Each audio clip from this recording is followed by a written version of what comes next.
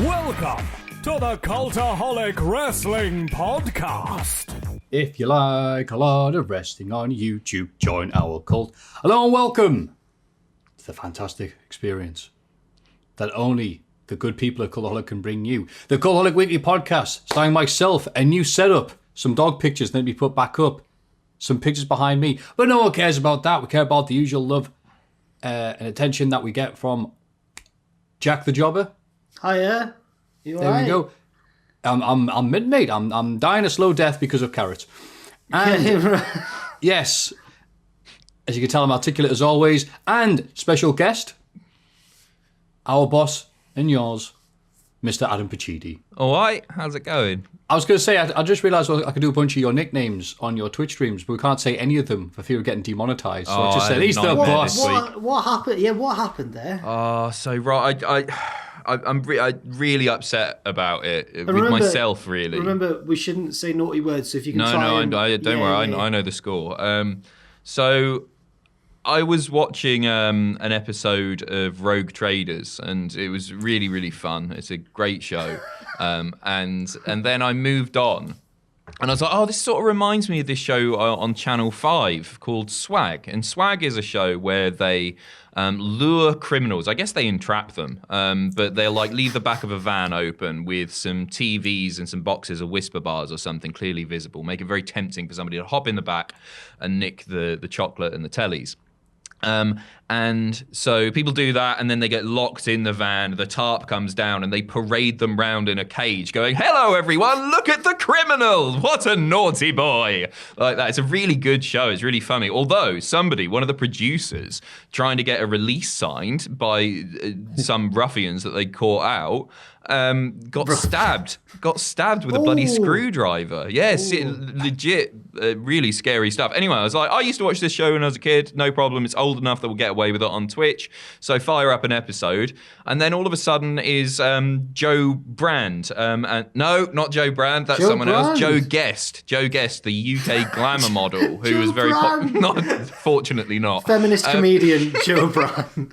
And it shows her in a changing room. The idea is a celebrity does some crime and see if they can get away with it. And in this one, she was stealing underwear.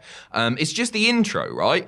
And she's there in the changing room, like hidden camera deal. And you see her in her bra, and it's always pushing it a bit. Probably need to get. All of a sudden, cuts back to her, and what kind of? She's got a pair of jugs out, right? Full nipples and everything. And I was, oh my God. And I was so upset with myself. I was like, oh, this is, because it risks the Twitch channel. So I immediately cut the stream dead. I deleted any clips made of the stream, restarted it, apologized to anybody offended by the nips. And just kept going from there. But it's obvious, it just means that I've got to carefully, or get somebody to watch the stuff before I do it. I know I'm not going to be in any trouble with an episode of Roy Walker's catchphrase from 1997, but it's different with this. And the worst thing is, I looked back at the episode at home, obviously, and they're in the changing room, and for the rest of the episode, they censor the fun bags. They've got like a big Swag logo. It was just the intro that they showed the nips on. I was so annoyed. Got to put butts in seats. Yeah, true, yeah. I suppose, yeah. But wow. Promising something and then not delivering it. Anyway, yeah, so I'm not doing Swag again, or if I do, I'm going to have to make sure that it's A-okay before I get going. So that's what happened, and yeah, apologies for putting the channel at risk. It was just I don't mind when something like questionable or problematic comes up on one of those, because you can laugh at it and go, oh, look how TV's changed. You don't endorse it or anything, but it's a bit different when there's nudity. So thanks to everybody for not reporting it as well. We got a good crowd. That's nice. That's a good thing. Been quite a week for you. From a pair of Wazzo jugs to 3 Wazzo jugs in this lovely episode of the Cultaholic Week. There we go. That's my segue for the day. How about you, Jack? How are your Twitch going? Yeah. Well, the main talking point this week was what happened to Adam the night before. So that was what the chat were mainly talking about. Cultaholic FC are we're in our new league now. The Champions League? No, not the Champions League, the Vanarama National.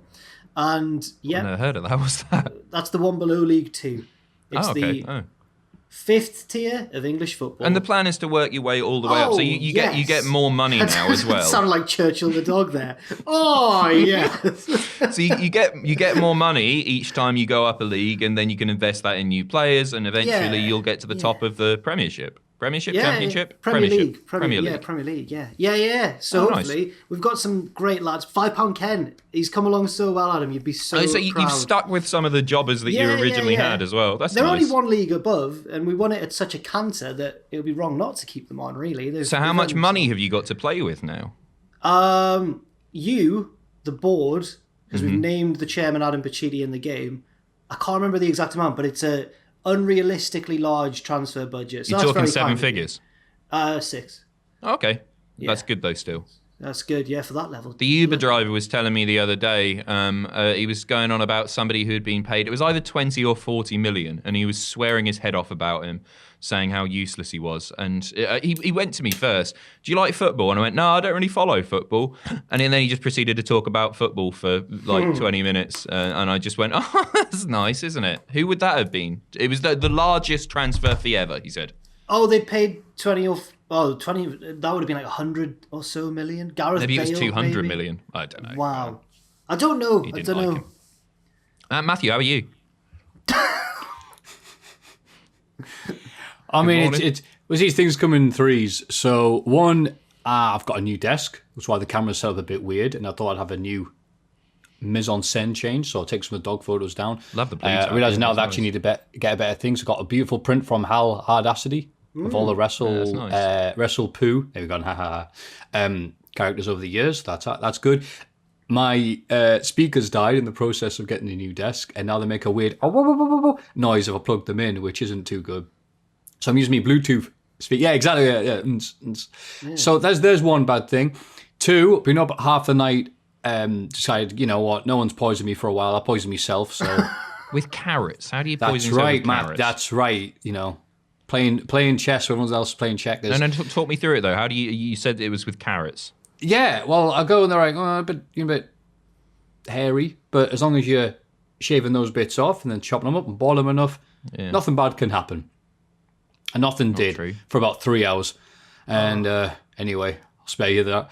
So that's why I'm really at the top of my form today. And also, a funny thing happened. We'll segue this into the news of wrestling. AEW, about 6 days ago? Prior to we did this podcast, that's when all the big news happens. They had an issue where they went, AEW bots away, and then all the flying monkeys went to YouTube and removed a lot of videos or copyright struck a lot of stuff. AEW was like, this is a bad look, because they ended up taking down videos on their own AEW Music YouTube channel. Plus, I believe Sammy Guevara and Ethan Page, amongst I'll others. mute those notifications, sorry. No problem. And it's like, all right, cool. And they messaged me going, it's all right, we're sorry. We're sorry, hold tight. We'll track them. It's okay. Everything's fine. And I went, okay, cool. Well, I'll just follow what you're doing then. You know better than me about retracting stuff. And woke up today and everyone's like, I'm really sorry about the news. I'm like, oh God, who's dead? It's like, that's no, your channel. Oh. I'm like, oh, all right. So as of right now, AEW, the social media people at AEW haven't responded yet. But yeah, RIP. So had you launched an appeal against the original strikes, or were you just waiting for them to sort it? Well, I asked that. My Bluetooth ear thing just fell out. I did ask that. Here it is. Hey, I can hear you now. Good. And they said, don't do that. All right, cool. Oh, because they can then get in trouble for false strikes or something. Yeah. They just they said do this, and I followed them. They said just wait. So I have a hunch that if you had done that, your channel would have been in the appeals process and probably not terminated. But it'll get fixed. I'm sure it'll get fixed. It might be fixed by the time this goes out. If it does get fixed, hooray! If not, okay, make a new channel, start again. I was going to say you've bounced back from this before. Yeah. Yes, like Alan Partridge. Yes, yeah, absolutely. You're going to have Needless the last to say, laugh. I got copyright struck. Yeah, fantastic. But that's all the silly twaddle of Twitch, other people's YouTube accounts, and Jack. Let's move on to the wrestling news. See, if I sound like I've got an authority about me, you can't tell I'm really messed up. One of the biggest wrestling stories of 2021 so far is reports that Daniel Bryan's contract with WWE has already expired, leaving the American Dragon a free agent. Bryan's contract with Vince McMahon's promotion, it says here, it's always funny when they say that on Cultaholic.com, came to an end last week after his Universal Championship match with Roman Reigns, with the loss meaning Bryan is now banished from SmackDown. And they got put on the Illuminati section. The Illuminati WWE.com, because he likes cheese. And along with Roderick Strong, who I don't guess no one's talking about either. The huge question on everyone's lips is now what Bryan will do next. The 39-year-old has been vocal about his future in wrestling, favouring a lighter schedule in order to spend time with his young family. I mean, fair, if he wants to do that. I saw someone imply that Daniel Bryan has got Stockholm Syndrome because they're saying that he'll go back to WWE. It was something like, this is the company that made him retire, did this to him, did that to him. Now he wants to stay there. He's got Stockholm Syndrome. And no, they've got loads of money and give him a part-time schedule and he can look after his family and that. Yeah, now, I don't know, because Bryan seems very passionate about wrestling as an art form. He might well want to go off and finish his career in Ring of Honor where he first became famous, or go to New Japan, or whatever he wants to do. But at the same time, if he didn't want to do that and he just wanted to work a lighter schedule, re-sign with WWE, make loads of money for him and his family, who are we to, I agree. Yeah. I agree. Wrestling fans can be quite selfish. We're like, no, we want to see him have an hour-long match with... I couldn't think of any Ring of Honor wrestler. Rouge, there you go. Yeah, he's not... Take the title. Oh, yeah, CNR. Yeah. I totally agree. There are loads of Daniel Bryan dream matches in every promotion going because it's Daniel Bryan and you just want to see him wrestle everyone. But yeah, you can't fault the guy for wanting to stick around if he does. And I think they'll throw a lot of money at him. We'll see him wrestle twice a year, maybe on a sort of present-day Edge-like schedule. And it'll be great because it's Daniel Bryan. But no, I do what's best for him, right? Yeah. See, I was like very cynical and thought, oh, they're just storylining this. But then everyone's like, no, but it's Daniel Bryan. And I remember as the Miz Daniel Bryan promo from Talking Smack, the legendary one of my favourite promos of all time, and go, we're back to this again, aren't we? And if you love it so much, then why don't you quit? Why don't you quit and go work in the bingo halls? And if you love it so much, no, don't you walk away for E, Bryan. That's so Daniel good. Bryan, no. Daniel Bryan, no. Yeah, so. I was watching that promo. Do you remember when he got eliminated from NXT, the game show? And he was like, well, that looks like the end for Daniel Bryan, but there's this guy called Bryan Danielson. I was like, oh, that is quite tempting. It does sound quite fun. But now, whatever he fancies doing. Oh, no, that'll be it, won't it? Daniel Bryan will take you on this Sunday, Roman Reigns, at Backlash, Revenge. But Bryanson will. Cactus Jack is back. Yeah. I like the one he cut with Paul London when they were high, or when they were in a silly mood in PWG. The Swarm and the Pod. That's so good. Yeah. I imagine Tony Khan has sent an email off already to whoever represents Europe to try and get the final countdown on the books just in case. Yeah. I'd love to see it. Obviously, I'd love to see it, but we'll see. Yeah. We will. Speaking of leaving WWE, Paquette departed. Ooh, I've not put a name in. Renee Paquette. Renee. Yeah. Yeah. I've never heard of called Paquette before. I'm like, why have I only copy pasted the. Anyway. Yes, Renee Young departed WWE in August 2020 after 8 years of the company, and she revealed in oral sessions that she received someone else's makeup in her bag. I had also had my stuff sent to me in the trash bag, she says, but honestly, I just didn't think much of it. But I also had something similar. It was Natty's boots or something that happened to mine. And Why it was like is it a bunch of always makeup. stuff? Oh, she got some Natty's gear as well. Chelsea Green did, yeah. It's like when you go to a party and you get a slice of cake and a balloon. Here's your Natty goodie bag to take home with you. Now in the back, going, does anyone see me stuff? Will Badgate never end? What's going on? It got massively blown out of proportion, really. Yeah, but it's rubbish, isn't it, though? Yeah, it's not on. It's rubbish bag. not on. Yeah, but it's the fact that we're still talking about it a week on. I guess they've just been doing it forever, right? I mean, there aren't many better bags to protect your stuff. It's waterproof and that. But it's always the women. What's that about? Oh yeah, no. Have any men come out and said anything about? Oh right, I didn't really think about that. That's a fair point. That's a fair point. No, I just got a notification here. Daniel Bryan insists on getting one of those green recycling ones. You want to get a little bag? They're the boys. Big blue little bag, 50p or a quid each, whatever it is. All those IKEA ones that you can live in. Yeah. I think someone might need it after this. Atsushi Onita launches new promotion. Oh, God. Because you know what the world needs more? Exploding death matches. He has called it Frontier Martial Arts Wrestling Explosion, because apparently this is how it works in Japan. If your company goes into bankruptcy and no one's paid off the rights for the name, you can just add another name to it and it's a completely new promotion. As Onita did this a while ago with Super FMW and just using the exact same logo, so God bless him. So we could be World Wrestling Entertainment Cultaholic.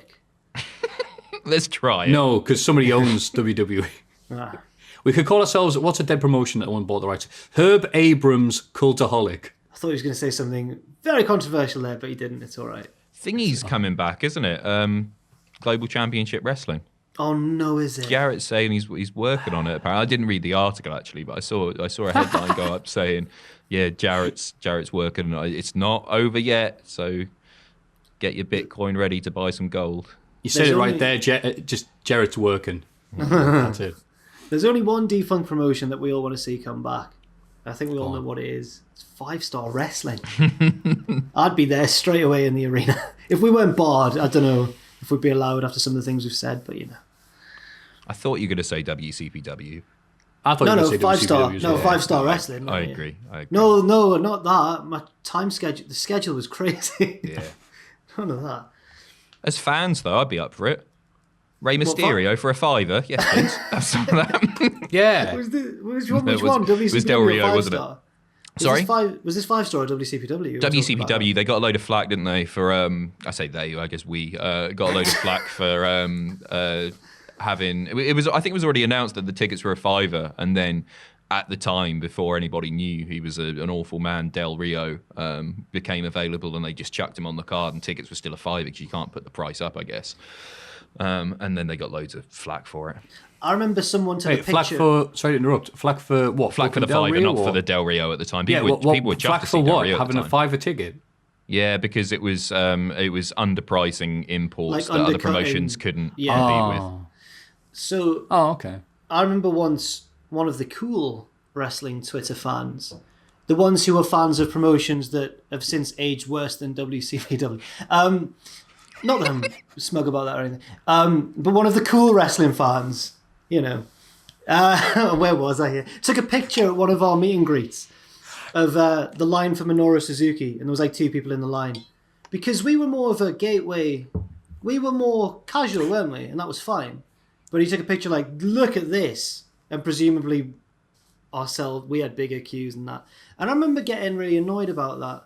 But my understanding is that was taken right at the beginning of the fan fest as well, when hardly anybody was there. Because I was at the table with you, and he had a pretty decent queue, if I remember correctly. Was but that whatever. day? It was that one. He had a decent queue throughout. Of course he did. He's Minoru Suzuki. People were buzzing to see him. Was that when we got the pizza? Yeah, it was when we got the pizza. It was just me and you because we met that little kid. He was only like 2 years old and he was buzzing to see us. Probably didn't understand what was being said on the video. Yeah, it was lovely. Yeah. Great time. I remember great times. When I think WCPW and Minoru Suzuki, it's the greater crime. I'm coming out in Northumbria Uni, wrestling Joe Coffey, I believe. And then them fading out his music before it got to the chorus. Ooh. And that was worse than, when they crucified Sandman in ECW, as far as the cool wrestling people on Twitter. That could have been my doing, because sometimes I would was your doing. Fade them in. No, I'm not necessarily. It was either me or somebody who I won't name, because it might have been, but he would have probably known better, and I probably wouldn't have known better, so that might have been me. But hey, they weren't charting it anyway, according to those Twitter accounts, so it doesn't matter. The thing, yeah, you are right. No one in the crowd was like, I can't believe you didn't play his full. No one said anything. They didn't do it themselves. It wasn't like Road Dogg's, you didn't know that day. Because as you said, Jack, WCW was a gateway drug. Yeah, so. They were there to see Martin Kirby and Adam Pacitti. Exactly. And fair play to them, because what's Minoru Suzuki ever done? Yeah. Yeah. Who do you ever beat? That was the news that we managed to fill out a lot longer than we would have. I enjoyed it. I enjoyed it. I'm indifferent. Everybody get excited for the Cultaholic Hall of Fame! Now to our favourite segment, the Hall of Fame. And in condescending order from last week, Vanessa Carlton, 12%. Guess who that was? I can't imagine. That was me. The Josh fight, aka when all the Joshes of the world united to see who is the ultimate Josh. And it was some kid who was very happy to meet Pacitti, even though didn't know what he was saying. Is that the pillow fight thing that they did? Or like foam tubes? I think I saw something about this. It was a Facebook thing that got out of hand and it actually happened, right? Yeah, that's the one. Okay. And the clear winner, though, Ross's favourite of mine, Long Boy the Duck. Mm-hmm. Good. The biggest duck you've ever seen. 62% for that. Wow. So well done, Ross. Yeah, I thought people would have been a bit more into Vanessa Carlton. She's a 1,000 Miles woman, right? Yes. Great song. Really great song. It was actually relevant because Vice had done a documentary on... They do a series on like old cult songs like Blue Dabba Dee Dabba Die, the Thong Song, Shaggy's Wasn't Me, Love that. Papa Roach Last Resort, and the most recent one was on 1,000 Miles. And she came across really well. She seemed like a really nice and intelligent woman. Yeah. Not good enough, though. Yeah. She's not a big duck, so, you know. Yeah. It turns out we didn't miss her. So, Pacitti as Ross's replacement this week, what have you got for us? I've already mentioned it. I'm going Rogue Traders. Matt Allright's. Well, it was originally a show of itself. And then it was big controversy, right? Because it turned out that Matt Allright's co-presenter, who didn't really say much, his name was, I think it was Dan Pentiago, but I'll be corrected in the comments if I'm wrong. From AAA. It turned out he was a rogue himself, and he hadn't been declaring his BBC earnings. 20 grand, and he got taken to court, and they kicked him off the show, obviously, because you can't have a rogue busting rogues. Ludicrous. And then it was integrated into another brilliant show, Watchdog. But the highlight of Watchdog is always Rogue Traders. If you're unfamiliar, I'll give you a quick rundown of how it works. They will receive heaps of complaints about dodgy companies who overcharge for work, do shoddy work, whatever. They will then acquire a house, cam it up, hidden cameras everywhere, and then they will invite those rogue traders to come and do some work and see how they do. And they will present generally a very, very simple problem. Like it might be a locksmith and keys snapped off inside, and it should be easy enough to just get out with a pick. And then the locksmith comes out. Oh, that's a bad one, that. They drill the locks out, put a new lock in, and they'll charge him 300 for a 60 quid job or whatever. So this week on stream, I watched one about some roofers who came in to do some very, very easy jobs. And then they were like spraying it down and all that, and saying they were doing things that they weren't, like protecting it against moss and fungus or whatever. And just not taking care of themselves, like they're walking around, no health and safety precautions. And then this is where it gets good, because people in the first 15 minutes weren't really into it. Then they sting them. And Matt Allright will come out and be like, oh, you're a rogue, aren't you? Why have you been overcharging customers? What have you got to say for yourself? And he'll chase them all the way. He does this great thing where they always get in their car and he positions himself in front of the door so they can't close it. And he did it like 4 or 5 times. He's like, do you want to get away from my door, mate? And Matt Allright just goes and stands there. So what have you got to say? What have you got to say? And it's just the best high drama TV, but it's also really mundane in a way, because it's just like it's not like nobody's pulling knives and guns. It is just him bothering people, but in such a good way. The most dramatic thing that ever happened was they couldn't get in contact with one of the rogues. They waited outside court for him, and then the rogue came out after being found guilty of ripping people off. I think that was the criminal charge. You've been convicted of ripping people off. Anyway, he came out with like a Lucozade bottle and lobbed it in Matt's face, or the liquid inside. It was piss. Threw piss all over him, and it got in his mouth. Can we say that word in the podcast? Yeah, you can say piss, I think, can't you? So it was you. I've said it anyway. Okay. And It was because Matt Allright was going, oh, that's a bit salty. That's a bit salty. No. And he was like, is that better not be urine? And it was. It's just the best TV. I love stuff like that. Anything with like fake Britain's really good. Don't get done, get dom. Just that's my favourite TV. My friend gave me a login for BBC's Redux service, which is like the company's thing. We probably shouldn't talk about it, whatever. It was ages ago. And she gave me the login for that. And you've got a wealth of stuff on there. There's like 30 years plus of everything that BBC has ever produced or aired. You can download it all. All I did was get Rogue Traders and then log out. That's all I wanted because it's so fun. There's not, because I asked you to see if there was something on there. Not for me to get, just to see if it was on there. And it wasn't. It wasn't, no. The older stuff tended to not be on there, but anything from the last 20 or so. It was quite recent, your thing, wasn't it? Yeah, I'm in my 20s. This was the murder game. Yeah, of course. Yeah, I remember that. Yes, it was quality. Apologies. It's all right. I found a dodgy YouTube channel that had all the episodes on. Made my girlfriend watch them all in like 2 nights. It was fantastic. Is it good? Oh, so scary. It was a bit rubbish and it had aged badly, really badly, but it was fantastic. Yeah. If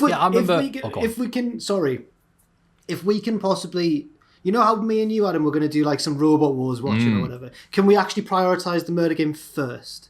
Yeah, sure. The only thing I'm worried about is that Twitch might go on Wikipedia and look up who like the killer was. They didn't do that for. I did all of what's it called, Raven, and we were all back in this guy called Warjo. The little tank. Yeah. Little Warjo Dozovic. And he didn't win in the end, but nobody ruined it in the chat. They're a good bunch, aren't they? They're a good bunch. We can do that. But I guess the same with Robot Wars. I don't remember who wins each series, but I imagine a lot of people will know. Yeah. I did one the other day, which was Robot Wars is more about the journey than the destination. Yeah, for sure. Yeah. And I did one the other day with Mo Farah on the Cube, and I just said, because everybody knew, like he'd done it once, he's the only person to win it in UK Cube history. Mo Farah? Yeah.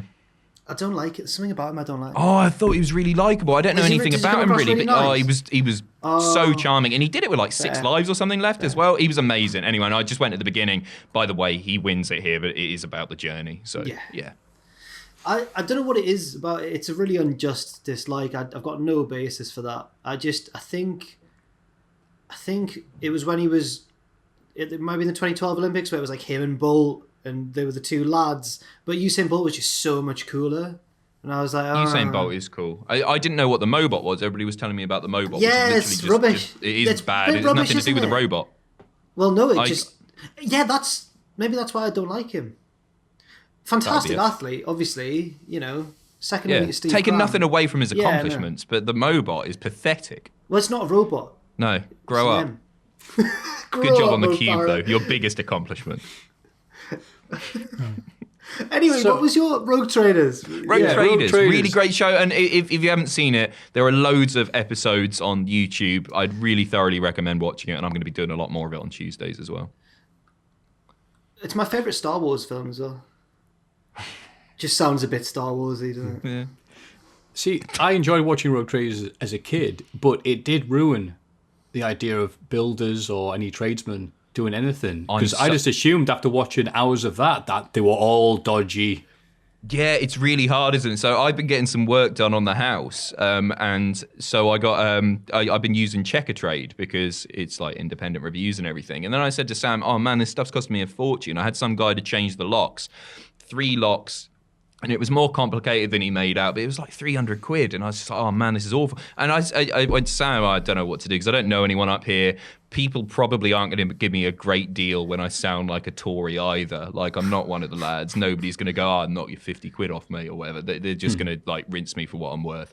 And Sam went, oh, you should join the Freemasons. So over the weekend, I applied to be a Freemason. No, what? Because I don't know what. So I'm going to be in the Masonic Hall. I got a reply. Let me find it. Because the guy got back to me. So I don't really know what they do. My understanding is it's not a cult, it's a collective. and it's that you can be of any religious denomination. You just got to believe that. in a superior being. Yeah, that's it. I've got it here. Look, becoming a Mason inquiry. Hi, Adam. Thanks for your email and interest in becoming a Freemason. I've attached some further information for you. He forgot. He didn't do that. If you can let me know the best days/times to contact you, I'll give you a call and we can discuss further and answer any questions you may have. Adam. Apparently, it's quite cheap to join. It's about £100 for the year, and I might save that on building costs, and I get a fancy ring. Adam, wait, please. Bless you, Maffew. Adam. Bless you from a Mason. Means more. So, bless you, my son. Carry on. So, my dad's a Freemason, right? Is he? Yeah. I asked him why he joined, because he doesn't seem particularly... you got the stereotype of what Freemasons are like. He's not like that at all. So I was like, why'd you join it? And he went, honestly, just to find out what it was about. And he is well into, like, the history of the Jews and the history of various, like, Egypt and all that sort of stuff from that time. What does that have to do with it? Is that... I thought it was just a social I don't know. I'll let you know. He hasn't told... you can't, otherwise you'll get found on the beach with your tongue pulled out or something. Am I not even meant to be talking about this now? I was thinking of making a little video about my journey to become a Freemason. That's the very opposite of what you can do. Yeah, because I looked on YouTube and nobody's done it. I thought, okay, I'm onto a winner here. Maybe that's why they haven't done it. It's not just like a breeze. I believe that the induction into Freemasonry takes a while, and there's different ceremonies you got to learn. I've got nothing else going on. To be honest, and honestly, if it saves me some cash in doing, because I would need the conservatories falling apart. Basically, I didn't realise when I moved in, but the doors coming off and everything. This is like you're like a sitcom character, so the man who became a Freemason to save on buildings. It's not a bad idea though. Hey, you can blame Sam for this. Sam convinced me this is a really good idea, and I think it probably is. Why? Because a lot of tradesmen might be Freemasons as well. Yeah, everyone knows someone, don't they? Right. And I wouldn't go in there and be like, oh, who's a builder here? I would just sit down for dinner, or whatever we do in having drinks or whatever, and I was just going, sorry I'm a bit late. My conservatory door's basically hanging off at the moment. And you want to talk to Roy? He's the old white bloke there. And I'll go, which one? Because it's all old white blokes. And then I'll get it done for like £40, cash in hand. That's all I want. Would you? Sorry to just welcome to the Freemasonry Weekly Podcast. Would you? Because I asked my dad, because he doesn't go anymore. He's a rubbish Freemason. Like he was never. Like he just. I think when I was about 3, he stopped going. Just because like. But he's still a member. Yeah, I think you are. That's it. You got to pay a yearly fee. Well, then no, he's not. But I think he's still. If someone asks him if he's a Freemason and he says yes, I don't think he's lying. Does he know the handshake? Yeah, I'm guessing so. Okay. He says that I wouldn't mind hanging out. He says that when he's a carpet salesman, not but I do need some flooring put in as well. Yeah, but you'll just know that from me. But it's probably double discount if I'm Jack's mate and a Mason. Do you remember my dad provided the underlay for the wrestling ring? I do, yeah. That was a quality bit of. That was great. Good bit of underlay. Good bit of underlay. Yeah, Cloud9. I bought the wrong underlay. I've got a guy coming in to do the flooring actually, and I bought the wrong thing. Yeah, I wish I booked him, and then I was like, why didn't I speak to Jack about this? It's because I've got herringbone flooring putting in. I didn't realise it's like a nightmare to lay or whatever to fit. But I wish I'd spoken to you. I remember thinking, oh man, as my dad pulled up at the back of the O2 Academy and like brought in the underlay, and I was like, my dad's about to meet Dragon Izzy.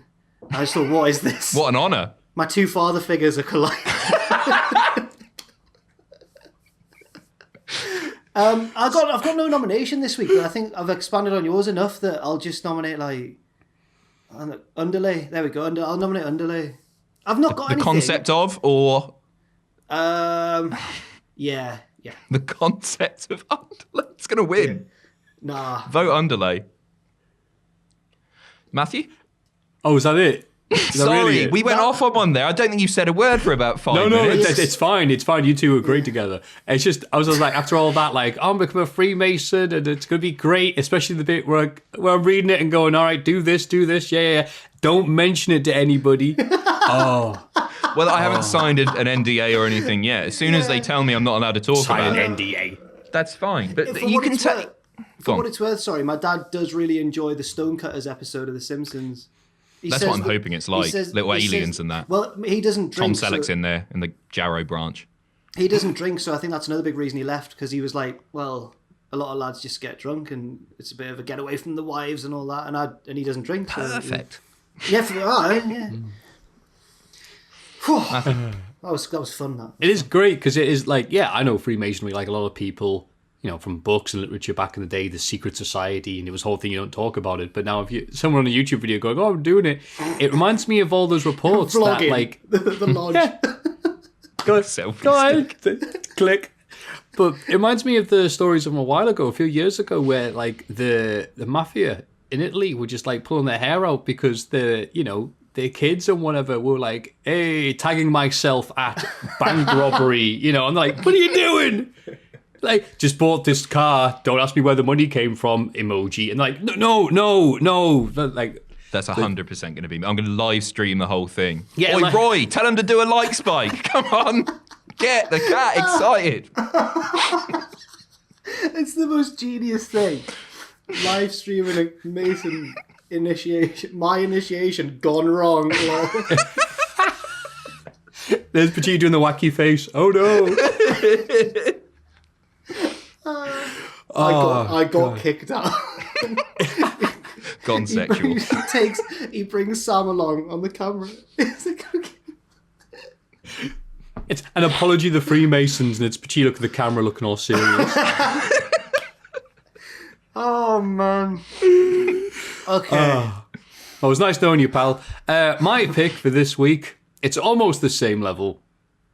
I was inspired by Longboy, the duck, last week. There was a Facebook post that went around. I'm not sure if it's an old one or not. I just happened to see it last week for the first time. And it's a guy taking a photo of something, and the caption says, right, just to get things straight, this is the dog me dad took a photo of yesterday. Some dope spotted my dad taking a photo of the dog and decided to take a picture of me dad's van and post it all over Facebook, telling everyone to watch your dogs, basically saying he's going around pinching dogs. He took the photo because he couldn't get over how fat the dog was. And it says he's a plasterer, not a dog pincher. And if he was to go pinch a dog, it wouldn't be that fat lump. And I thought that's an amazing caption by itself. Wait till you see the dog.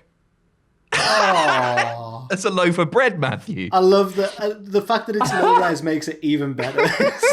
Zooming in like Men in Black. Yeah. There you go. Look at the size of that. That's a great dog. He was a I would plasterer, risk did you my say? reputation in the local area to take a picture of a dog if that was the state of it. He's a plasterer, did you say? Not the dog isn't. No, the person. the bloke. Oh, really? Does he know much about the Temple of King Solomon and all that?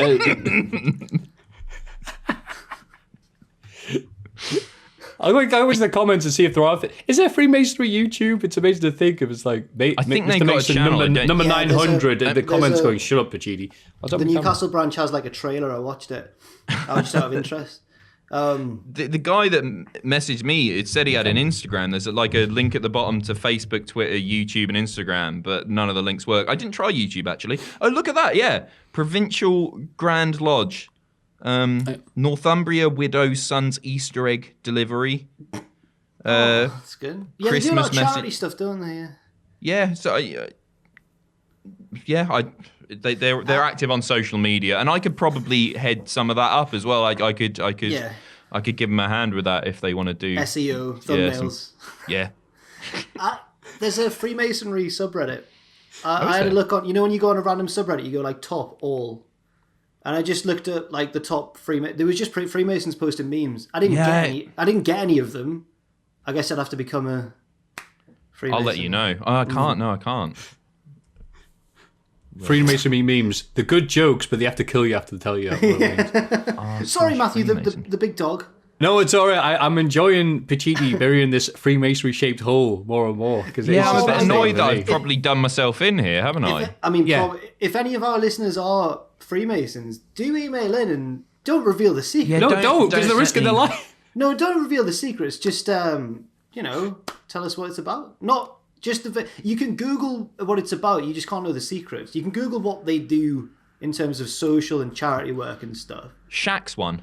One of the top posts here, it says, Brother O'Neill, square, plumb and level. And he's done a tweet saying, laugh all you want, the Shaq brand has sold over 120 million pairs of affordable shoes for kids. Oh, that's the logo. Okay, well, Oh, imagine if Shaq's there. That'd be wicked. In the Northumberland Lodge. Yeah. When you get asked about Freemasonry, what my friends think I do is volunteer. What my mum thinks I do is like do spells or something. What I think I do is like a crusader. What society thinks I do is a cult. What I really do, and it's just a picture of a load of old white blokes sat at a table drinking beer. So it sounds all right. Yeah. Hopefully COVID hasn't messed things up too much and we can get in the pub, me and my mates, really soon. If they'll have me. They're not going to have me now. Somebody will ruin this. Somebody will email in and be like, oh, Adam Pachiti's exposing all the secrets about Shaq and that. And they'll be like, no, sorry, we've seen we've seen your comments. I am serious about joining if you're watching it, because like, they're listening right now. They're listening to everything.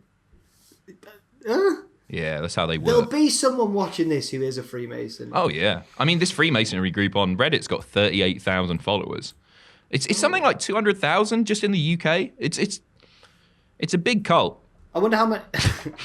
I wonder how many of them are like lapsed ones, like my dad. Do you think it's like being a wrestling fan? He's going to get back into it later on. Yeah, I'll be like CM Punk bringing all the... Your dad will be into it. Yeah, love it, yeah. Well, next week, Pachiti will join Fight Club and then tell everyone how it was. But until then, your 3 picks for the Hall of Fame this week are Rogue Traders. It's a while ago. Rogue Traders, the TV show. Jack, the concept of underlay. And mine... check out Frank's Carpets if you're in the Jarrow area and you want to... He loves carpets, him. He does. I love those adverts. My dad hates it. People shout it when he's driving the van. And Wee Fat Dog. Wee Fat Dog. Yes, I think people decided that was his name. Wow, these 3 amazing picks can be yours. But for your own safety, I recommend you don't vote for the one involving the masonry. I'm just saying, but you can put your money where your mouth is by going to patreon.com/Cultaholic and placing your votes there. This week in the wrestling. It's this bloody week in the wrestling. This week in wrestling. Start with SmackDown. Bianca Belair opens the show, but is interrupted by the Dirty Dogs, or the Top Dogs, if you like to call. They're interrupted by the Street Profits, who are interrupted by Bayley. It turns into a mixed tag match, could you believe it, with the Street Profits and Belair getting the win. Yeah, it was a good match. I really enjoyed the match, actually. And I feel like it's served its purpose, hasn't it? As far as like, I'm not too into Dirty Dogs versus Street Profits. It'll be a good match and all that, but it's furthered Bianca and Bayley, and it's furthered the Street Profits and the Dirty Dogs. So there's nothing to complain about, and it was a good match. A lot of people were sort of talking about this SmackDown being a one-match show, but I don't think it was. Obviously, Reigns and Bryan was the highlight, but actually, I think there was quite a lot to like on this. Yeah, 1.5 match show.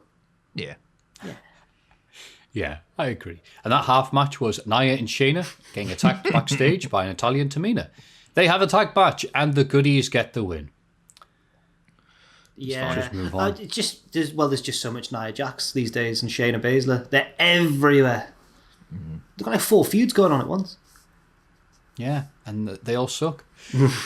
We get another Aleister Black vignette. This time he talks about being a loner in school because everybody else built their lives on lies. He says that his father never fed him those dreams, and that there's something horribly wrong with all of us. To learn more about Freemasonry, visit... Ask us.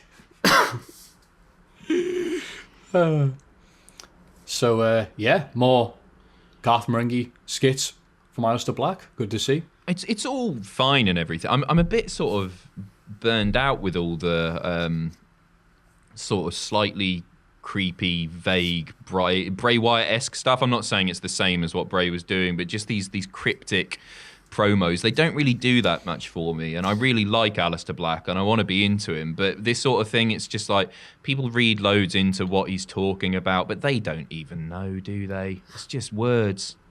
I like the cryptic stuff when it leads somewhere, but it feels like it's been a while since it's actually led somewhere. So yeah, they do like the I was a freak at school and had no friends thing in WWE for characters, because they try and pull it off like because I was this and I was that. What they mean is because I was a wrestling fan.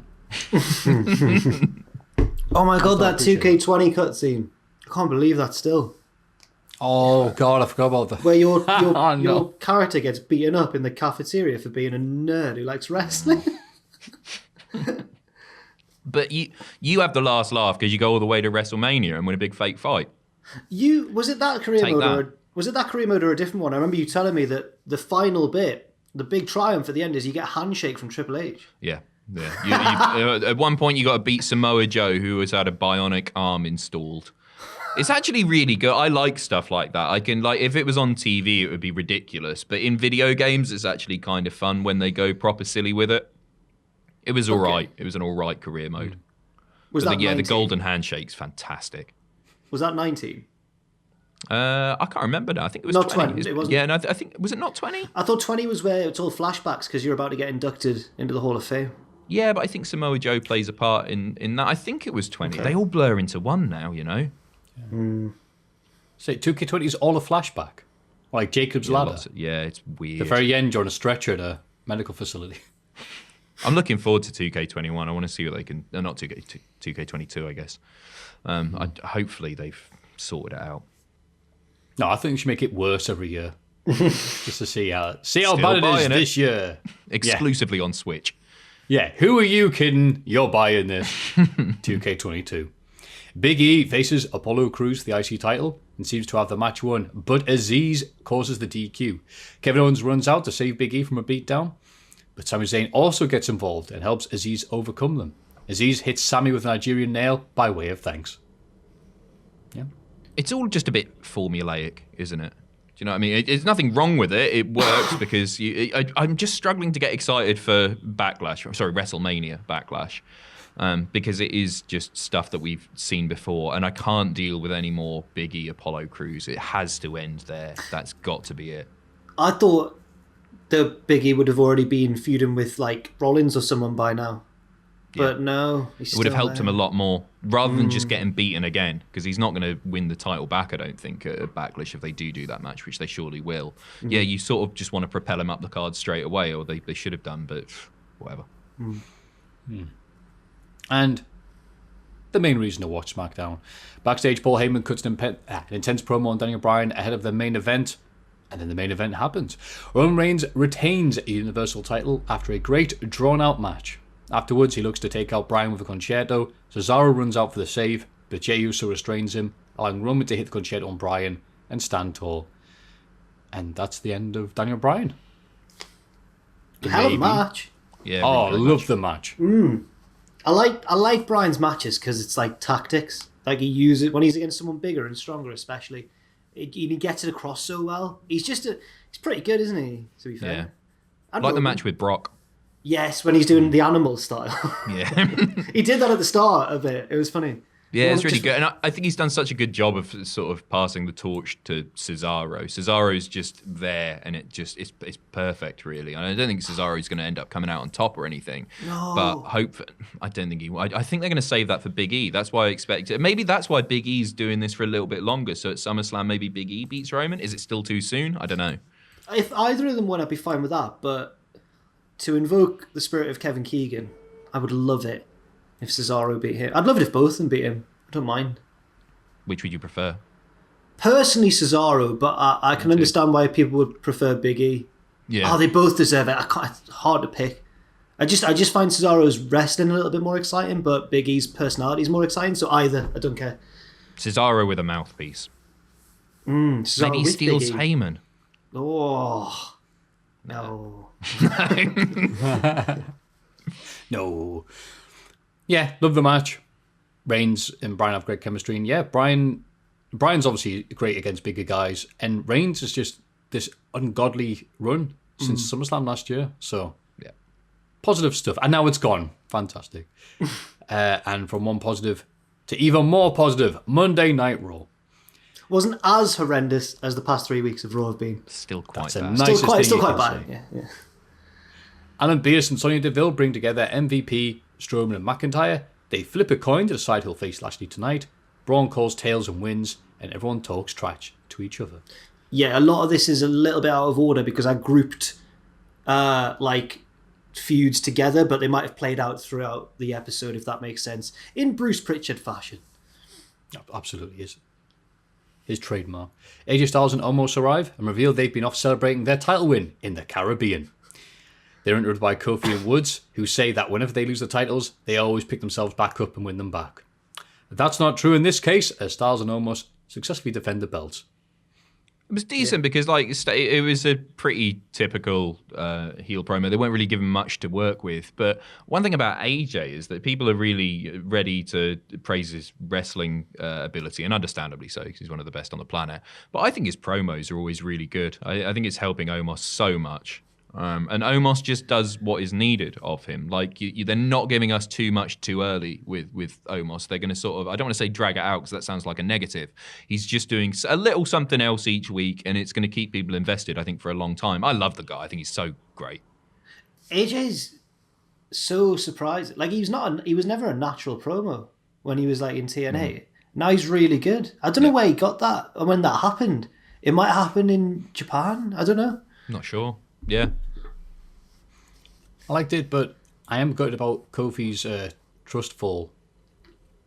Because it makes sense for Darby Allin to do it. Because Darby Allin is in storyline an idiot. But Kofi doing it, like, it did it to the outside, and it was like, I kind of caught you, and it's like, you're too nice to be doing something like that. Unlike Darby. Yeah, like a nice guy like that. Strapping young lad. We get a vignette hyping the return of, you ready? Eva Marie. Thereby vindicating the good people of Cultaholic. She promises us an evolution. Get it? Not the pay-per-view. Why we vindicated? Not the all-women's pay-per-view, just to play on her name. Because we reported it, and then it never happened, and we got called liars. Yeah. But it was from a source. It was a real story that we'd heard. Who was it? Was it Sean Ross Sapp or was it Ryan Satan? No, it was our own anonymous source. But loads of that was our story. It was our story. We broke it. Yeah, people were backing up. Apparently, she'd been on the call sheets and stuff backstage for ages, and they've just found a use for her now. So I'm not sure what the delay was. I'm willing to give her a chance for sure this time around. I think people are crapping all over it already, and obviously they are. But it'll be interesting to see how much she's improved and if she can wrestle it. The character doesn't really do much for me. Like the vignette certainly didn't get me hyped, but I give it a go. Yeah. Trying to be positive here. There's a lot to dislike about Raw, isn't there? So I'm trying to find the positives. How's it going? I'll just say Eva Marie on NXT, one of the best heel runs I've ever seen.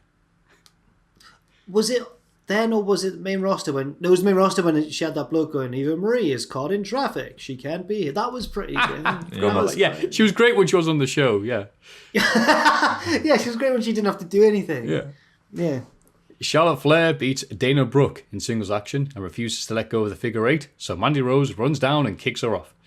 And then Sonya Deville arrives and Charlotte complains to her about not being in the title match at WrestleMania Backlash. Sonya agrees and makes it a triple threat. Rhea Ripley interrupts and says that's not fair, but Asuka also erupts and calls it crap. And yeah. No, Asuka interrupts and says I'm up for that. Oh, but she also said this is... And, yeah. But she loves to fight. No, she does. That's the other bloke. The other bloke? Well, I mean, that's the Irish bloke, I guess I should have said. Anyway. Asuka's Irish? Yes. They brawl, Asuka stands tall, then later Adam Pearce admonishes Sonya for making decisions without consulting him. She claims that she sent him a text, but eventually apologises. Go on, Jack. Oh, just that Sonya, I don't get what... I hope this goes somewhere, because... Charlotte just says stuff to Sonya like, I should be reinstated or I should be in this title match, and Sonya goes, all right. And then that's all that it is. And is she in cahoots? I'd like to think so. Yeah, that's what I was thinking. So I was like, oh, okay, Sonya's gone behind Adam's back to reinstate Charlotte after 1 week suspension. Oh, they're goody-goody, they're together, yay. And then Charlotte yelled at her. And Sonya was like, oh, okay. That's just Charlotte. She shouts at people that she's meant to be nice to as well. So I didn't get what was happening. But then on on Fox, I think, Twitter, they clipped the bit where Dana Brooke goes for the handspring, backflip, and then Charlotte does a counter. And I don't think it was that bad of a spot, but when they highlighted it and then put the caption, wow, what a counter, about 500 people quoted with counter to what? Because for it to work, she had to stop and then jump up. So if Charlotte had done nothing, Dana would be like, ta-da. It wasn't ideal. It was a strange choice of caption. Never mind. Did Dana used to be Charlotte's sidekick? Because she used to be Emma's sidekick. Yeah, and then I I'm remember pretty sure that. she moved to Charlotte, maybe. Gee, I don't even remember that. I can't remember. I don't recall.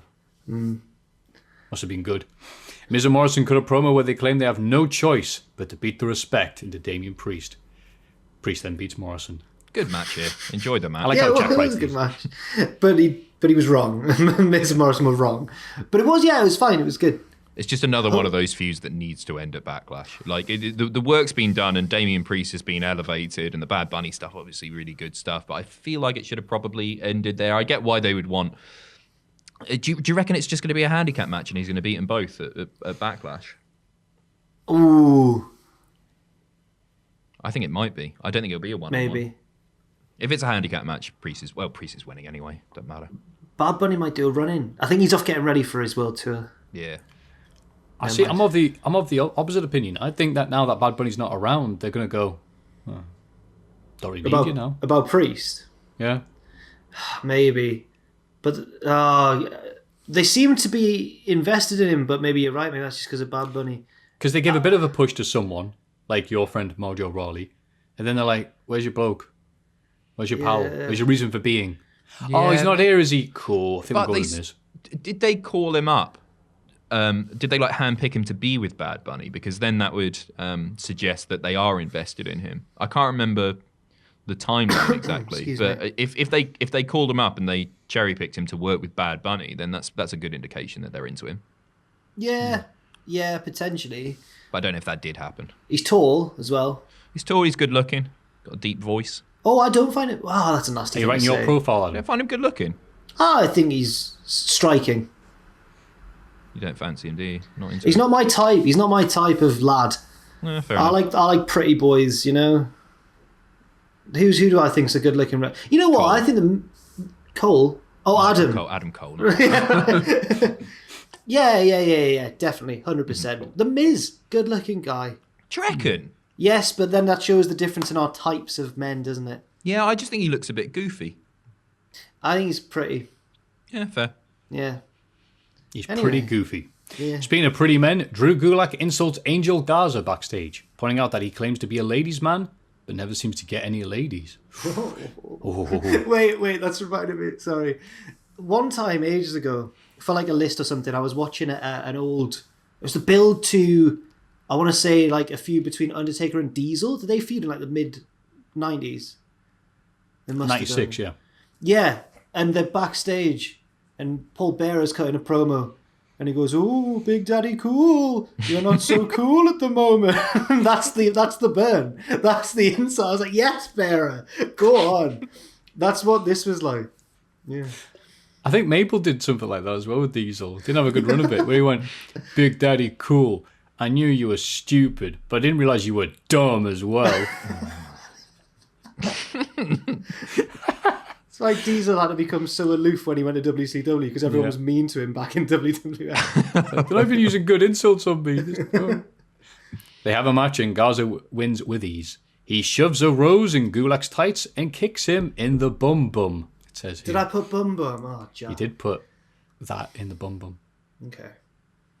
Yeah. I don't know what to say about this. It happened. Didn't Can it? Angel Garza just get down to NXT or something? Yeah.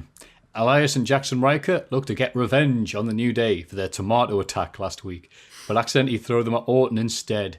And Orton comes out like, "Oh, those punks." Orton gets a tag match against the pair and wins alongside Riddle. Good. They Great. tomatoed the wrong people. Womp, womp, womp. I hope it leads to a stipulation match. Like a tomato turmoil or something. Early in the night, Sheamus ambushes Humberto Carrillo during an interview and beats him down. Later, he spots Mansoor signing a Raw contract and challenges him to a non-title match. Mansoor accepts, but loses the match via DQ when Carrillo runs out to attack Sheamus. Sheamus hits the bro kick on both and stands so tall. People were very happy online to see Mansoor having a 2-year winning streak, only to come on Raw and lose immediately. On his first night. Fantastic. He should be fuming with Humberto. Humberto's really screwing him over there, causing the DQ. I believed Mansoor had it in the bag. You reckon he was going to win? Oh. He beat Cesaro before, hadn't he? Yeah, true. But that was in... Yeah, he did, didn't he? I forgot about that. That was in his hometown of Jeddah or Riyadh. Yeah. Yeah, he had the moves like Jeddah. But he... Oh, no. No, I had a point and it's gone, so let's move on. In her playground, Alexa Bliss says that someone has caught the eye of her puppet, Lily.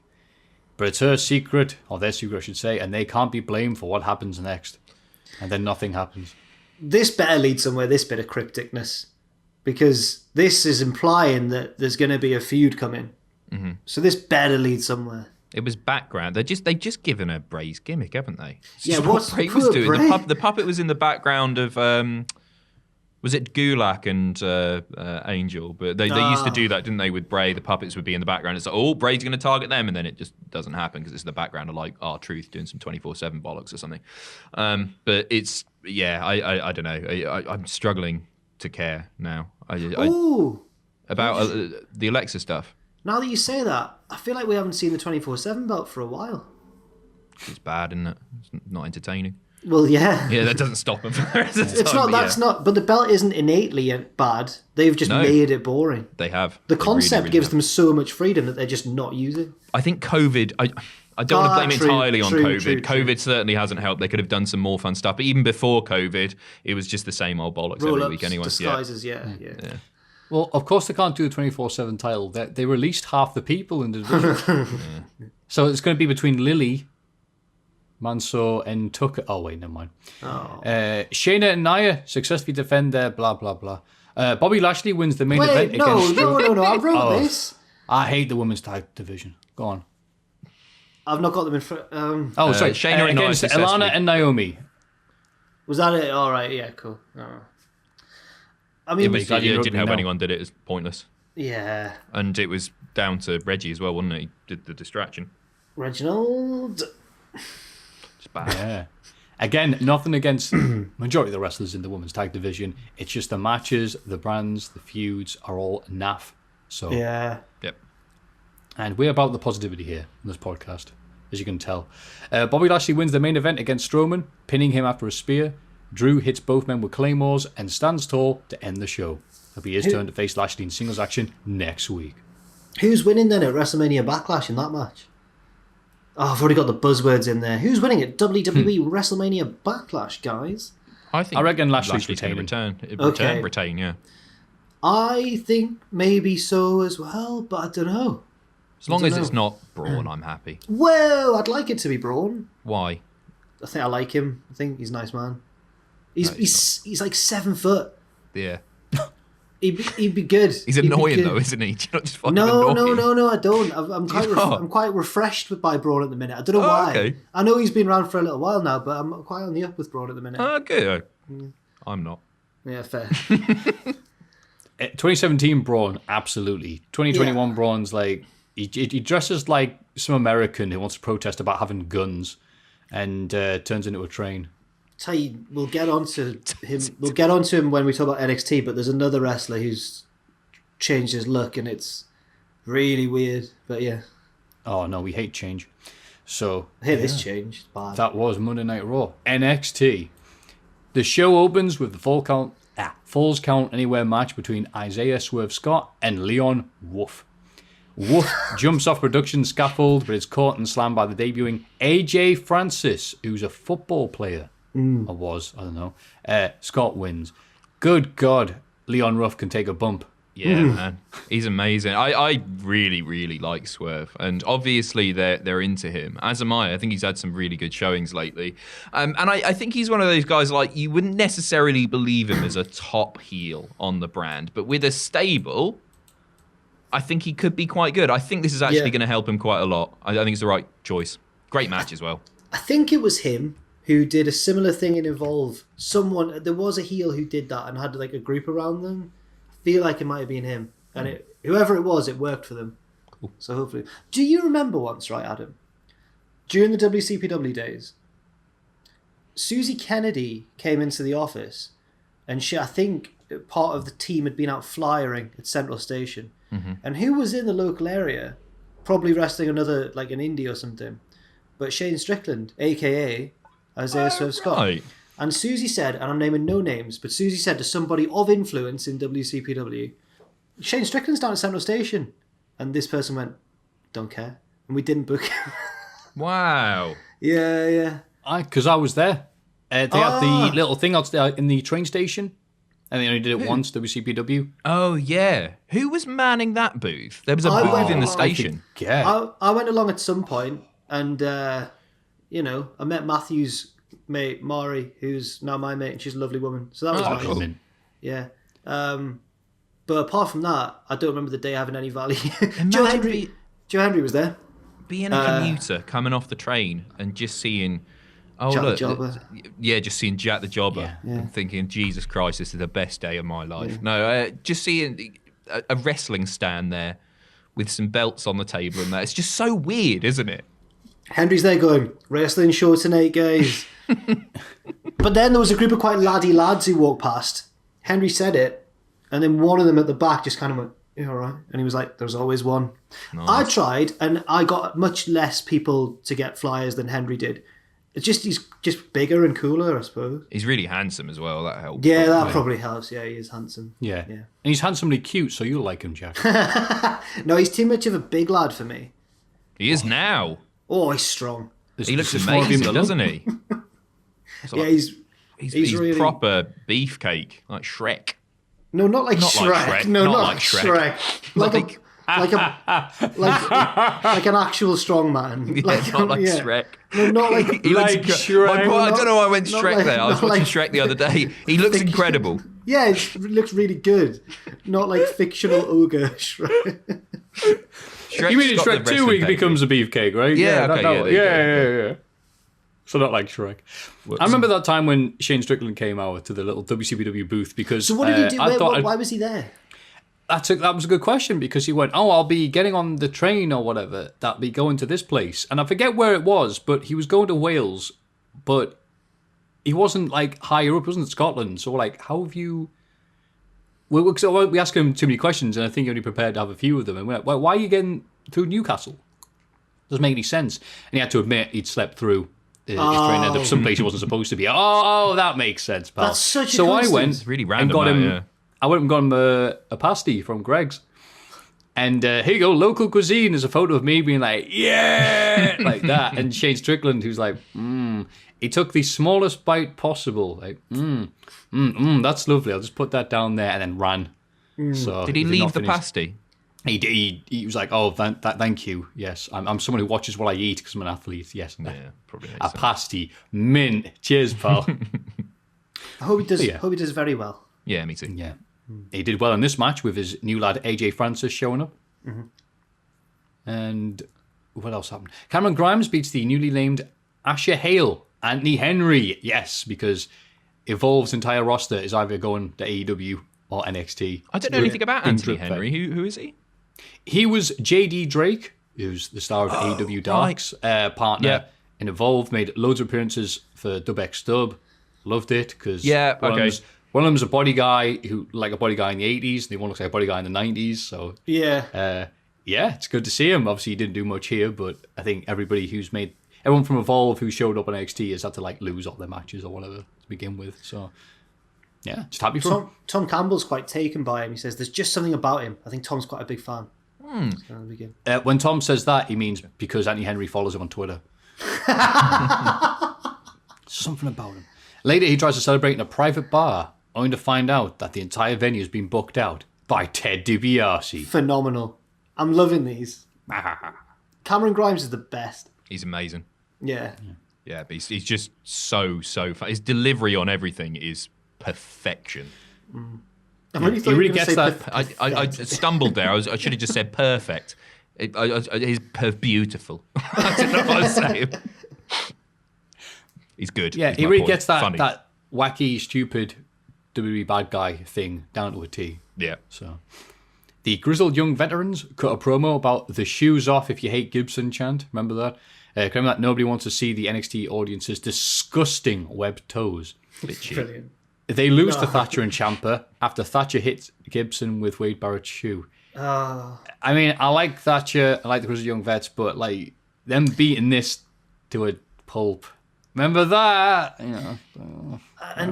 I mean, you're more familiar with Timothy Thatcher than I am, but I don't see him as Timothy Thatcher wacky babyface who uses shoes. I know. No. Yeah. Yeah. He'd be like Nick Gage doing it. Yeah. Like, yo, MDK, I'm going to hit you with a shoe. Yeah. Who throws a shoe? Oh, stop. What's that from? Austin Powers. Austin Powers. Of course it is, yeah. Yes, with random task. Backstage, Austin Theory irritates Scarlett. I'm not going to say... I didn't put down why, but if you want to mention the joke, you can.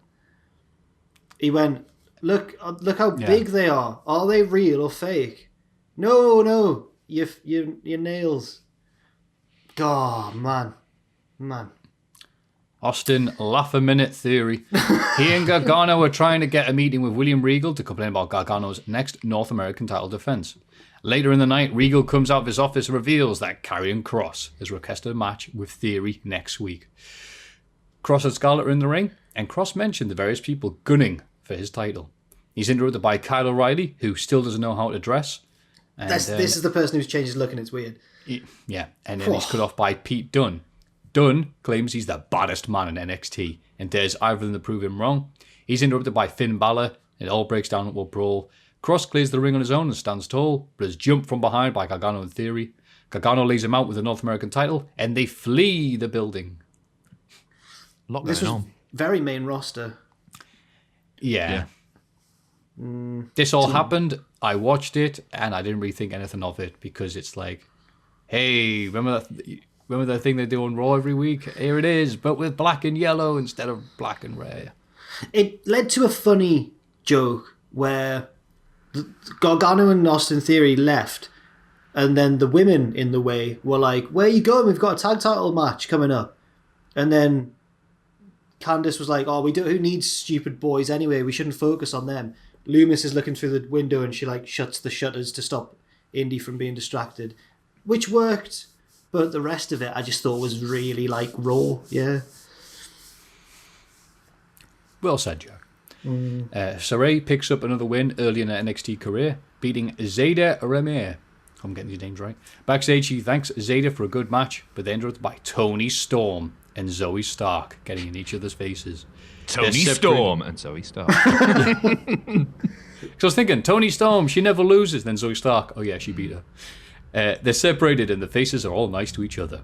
Storm later cuts a promo on Stark saying she doesn't deserve to breathe the same oxygen as her. Well, you shouldn't be doing that during COVID anyway. Oh man, the kind of the mid card of the women's division at the minute, I think it's a work in progress. I'll say that. I think Saray's cool. Yeah, Saray's I enjoyed her. Yeah, Toni Storm's really cool. But, yeah. You know, she's weird seeing her in this spot. Yeah. Just doesn't feel quite right. We talked about this last week where Maffew did point out that, you know, you'd go to any indie show in the UK for a while and she'd be there and put on a great match and win. And now she's getting shorter matches and losing half of them. It's sad. Yeah. LA Knight picks up a straightforward win over Jake Atlas. That should be his gimmick. Straightforward LA Knight. He does the thing. He does the pin. He does the thing. You know what you're getting. That's exactly what he says on the tin. I had such a crap pun there. I was going to go, Eli, great. Awful. I like that. Have you got a white Monster Energy as well? Hey. Yeah, I brought it from home. I stocked up the other day. Oh no, is he gone? Oh, no, too much energy. No, he's back. Yeah. Yes, I'm drinking a Monster Energy White. They're very tasty, aren't they? For me, it's out of necessity a bit more than... I can only have one in the morning because if I have one in the afternoon, I'll be up all night. So I try and get it all in before 12. I had 2 coffees as well. Buzzing, as you can tell. Jesus. Let's talk about Raw again. Yeah. Twice as fast this time. Escobar and his stable are in the ring, demanding shots. Yay! At the Cruiserweight and Tag titles. Ooh. Kushida answers Escobar's challenge on the Tron and accepts. It'll be a 2 out of 3 falls match next week. That'd be great. Get the cat excited. I'm excited for that. Yeah. The Pro Wrestling World Cup champion versus Escobar. Never forget that he won that tournament. Never. Have you told the story before about people ringing and going, does Kushida have to win? People who? What? Have you told People the story ringing? on the... No. People ringing up certain Japanese companies and going, does he have to win? Oh, well, we wanted, obviously, Ospreay to win because he was, like, the figurehead of British wrestling at the time. But we kind of suspected that New Japan wouldn't let him beat Kushida. Yeah. And they didn't. So... Because again, I thought I was sure you've said in the podcast before when you've been like, does he have to? Is there any way to change it? And they were adamant about going, yeah. Mm-hmm. Yeah, of course they were. Yeah, obviously. The New Japan. Yes. They're finally getting there with Kushida, aren't they? Fool on them, because Ospreay's their champion now, and he lost to Kushida from the mid-card of NXT. They'll probably bring that up on telly next week, won't they? Look at what you could have won. Yeah. Beth Phoenix hosts a split screen face-to-face with Raquel Gonzalez and Mercedes Martinez. Mercedes says Raquel is just a mold of a blueprint she created. Raquel says Mercedes might be her first challenger, but she won't be her last. From the bumper book of cliches there, but I'm still excited for the match. I don't agree with whoever wrote that promo. I don't think Raquel Gonzalez is similar to Mercedes Martinez. Mercedes Martinez, like, technician, like, all-rounder. Raquel Gonzalez is power and strength. Both big, though. Yeah, but Mercedes Martinez isn't as big. Yeah, I agree. I don't know, yeah. I agree. It's up for debate, though. Yeah. Shotzi and Ember defend their tag titles in a street fight against The Way.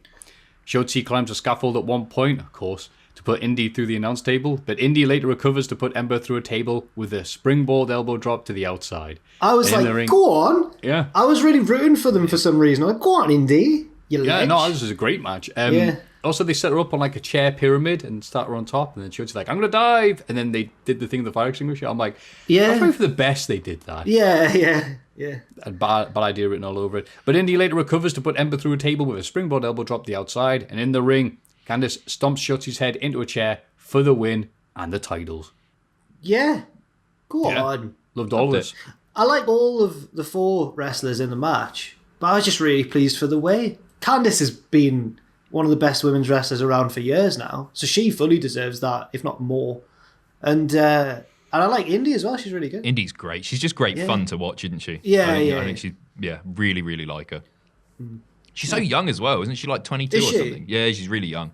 Oh, she like might not be that young, but she's like for her age, she's unbelievably talented. Right. Yeah. I'll check. Indy Hartwell. It was class. So NXT getting there. I know she's 42. she's 24. Championship material. She's 24. She's a Freemason. It's Indy Hartwell.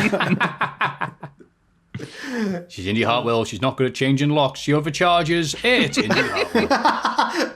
Indy, rogue trader, Hartwell. She shoplifts clothes in changing rooms and ruins Twitch streams. It's not. AEW Blood and Guts. Wait, for anybody who skipped ahead. Oh, yeah. Indy Hartwell isn't actually a shoplifter. I don't know what. Just... Yes. Those rumours about her being a rogue trader are just rumours. Purely speculation.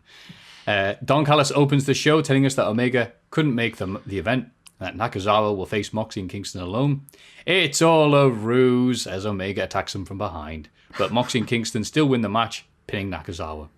Afterwards, the Young Bucks distract the faces, allowing the Good Brothers to ambush them from behind.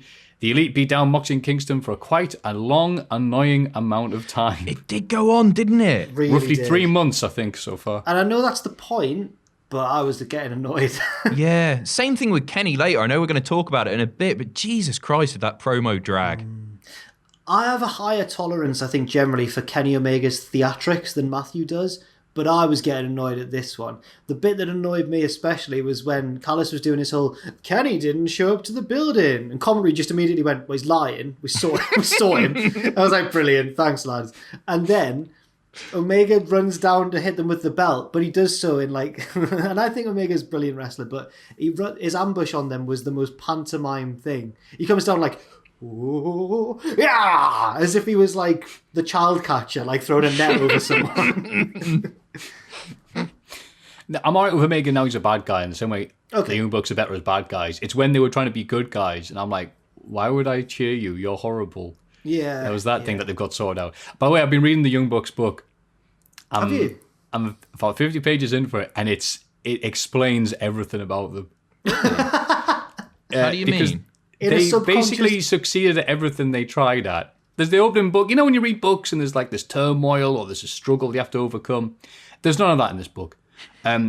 We tried this, we were great at it. We built a ring in our back garden, and then our dad built us a better one. And then our dad bought us a ring. And then I was annoying Super Dragon when I was 14. And then I married my first ever girlfriend. It's all, I did it and I was great. Yay. That book would make me feel awful. Yeah. I was reading it with people, and all people were going, I hate them even more than I did beforehand. Thanks, Maffew. But it explains so much about them. You know. That sounds really like a review I once read. I've never read the book, but of the autobiography, can't remember which one, of Gaz from Geordie Shore. It was all just like, he was great at football as a kid. He had a huge package. He's a great lad. Way. And I was just like, not going to I can relate to that. Yeah. I was going to read that before you said it, Jack. I was going to. Yeah. Spoilers. Now I'm definitely going to. So yeah, the very likable and relatable Young Bucks there. QT Marshall faces Cody. He kicks out of a pile driver in the crossroads, but taps out to the figure 4. Afterwards, Anthony Ogogo walks out and drops Cody with a body shot before covering with the Union Jack. England! So good. Is that the Mr. proud. We're the foreign heels now. This has never happened before. I don't like it. I don't like it. I sparked an international incident. I replied to Cody did a tweet saying like, right then. And I replied with a picture of David Beckham celebrating his penalty against Argentina. And Cody didn't reply and has publicly said before that I'm the worst person he follows on Twitter. But Actually, when did he say that? He said it twice on Twitter both times. He's put... Oh. do you remember, Adam, how backstage Cody... Bullying's the wrong word, but Cody would... take the mickey out of me a little bit, Yeah, he came for a laugh, didn't he? We'd all be... But it was just little psychological digs. Like Maffew, he'd be leaving to get in his taxi to go to the hotel or whatever after one of our shows, and he'd shake everyone's hand, as you do, because it's wrestling. And then every single time he'd be giving people high fives and hugs and being like, great job, man, because it's Cody. He's very, charismatic and uplifting. Every single time he'd get to me and he'd go, hi, I'm Cody. And just shake my hand very earnestly. Every time, for 3 months. That's really funny. Yeah. I guess so. Why me? Why? Because you're his favourite. Was it because I was his... I hope That's so. it. It's why like I being do at it. school, isn't it? You do it to the one you fancy. Yeah. It's because he fancies me. That's it. Yeah. Right. You got that Miz-like charm. Thank you. Cheers. Also, QT Marshall. I thought about this watching QT Marshall. If he committed a crime, like if he shot the Pope in Vatican City, and you saw it and you had to give a description of him, how could you? I would struggle because he's one of the most unremarkable people I've ever seen in my life. I'd be like, he was white, he had legs, arms as well. I'd have nothing. I agree. There's nothing about him. He's really great in the ring and everything, but he is, you're completely right. He just looks like a bloke. He's the guy on American comedy shows that has 17 seasons who's he works the factory or something, but his wife's a 10.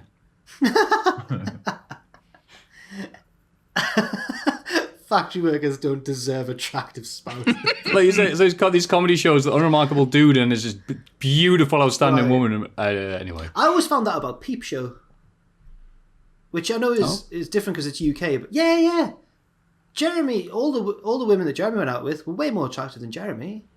No offense. He's got a charm about him. I think Robert Webb's a good-looking guy. I'm not. He is. I mean, yeah, but I always felt like they were more attractive. Oh, Big Sue's definitely. Big Sue's. Oh, and American. The Russian one, the American one. Oh yeah. Was it Oh yeah. or something. The Russian one was the most attractive in my opinion. What have I done? Where have I sidetracked this? No, I agree. Yeah. Although no, Nancy maybe. Oh, they're all beautiful in different ways. They're just wonderful women, aren't they? What is this podcast, man? Oh, we've had the Freemasonry hour, now it's the lads hour. But the respectful lads hour, though. Yeah. We're being very respectful. Yeah. I know why it is, because you brought up Cody Hayes in you. Now you're like, I'm a man. I like women. Yeah. I can drink beer. I Want to arm wrestle? Ethan Page and Scorpio Sky cut a promo from the concourse. I think it was from the concourse. I don't know where it was. Is that what that's exactly, called? That up there? It's just a bit of the stadium where the shops are. Or the hot dogs and that. Yeah. I didn't know that. That sounds way more cool than I thought it was. Sky says Sting is nothing but a mosquito sucking on the blood of AEW, and they aim to squish him. I don't think he used the word squish. I just didn't want to use the word squash because it might have implied, like, in a match, but he did that on his arm and, like, we're going to, you know. I like this before going to that. Excalibur was like, oh, here's the clips of Page and Sky taking Sting out of action.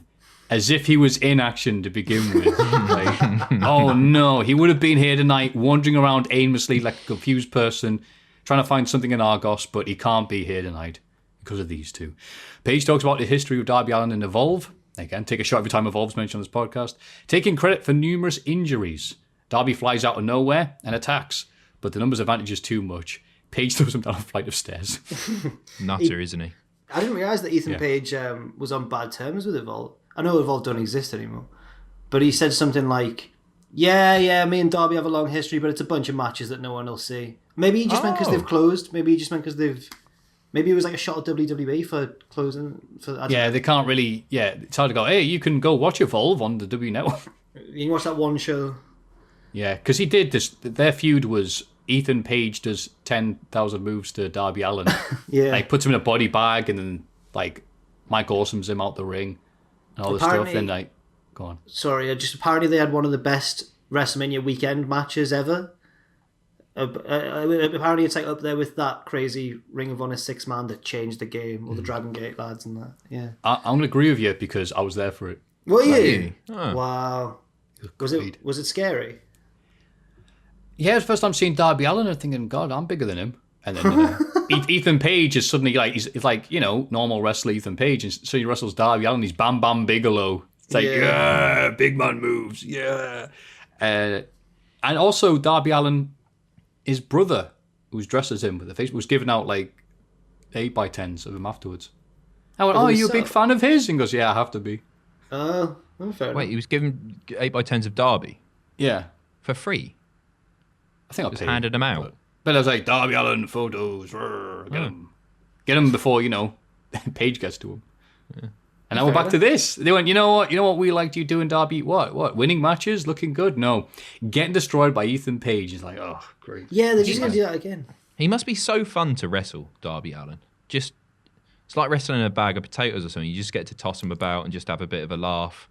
And then he'll get some offense in. Yeah, you do though. It'd just be great. It's like one of those inflatable punching bags or something. It'd just be it'd be a joy. Yeah, he's like that. The doll that Kenny Omega wrestled. the most you're gonna have to do is catch him. Easy with one hand. I love Darby. I think he's I don't know if we could. Are any of us strong enough to convincingly throw Darby? I know he'd jump for you, but we'll get him next time he's available. How much does he weigh? How much is this? I don't know. As much as a dog, Adam. Let's have a look. Darby. I guess that every week on Twitch. Will this not be his kayfabe weight? It might be fairly close though. Oh, it doesn't say.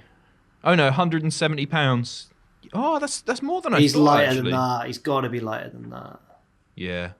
Surely. We'll take his knee pads off. I can't remember. I interviewed him, but I can't remember. He was shorter than me, but I can't remember how big he was.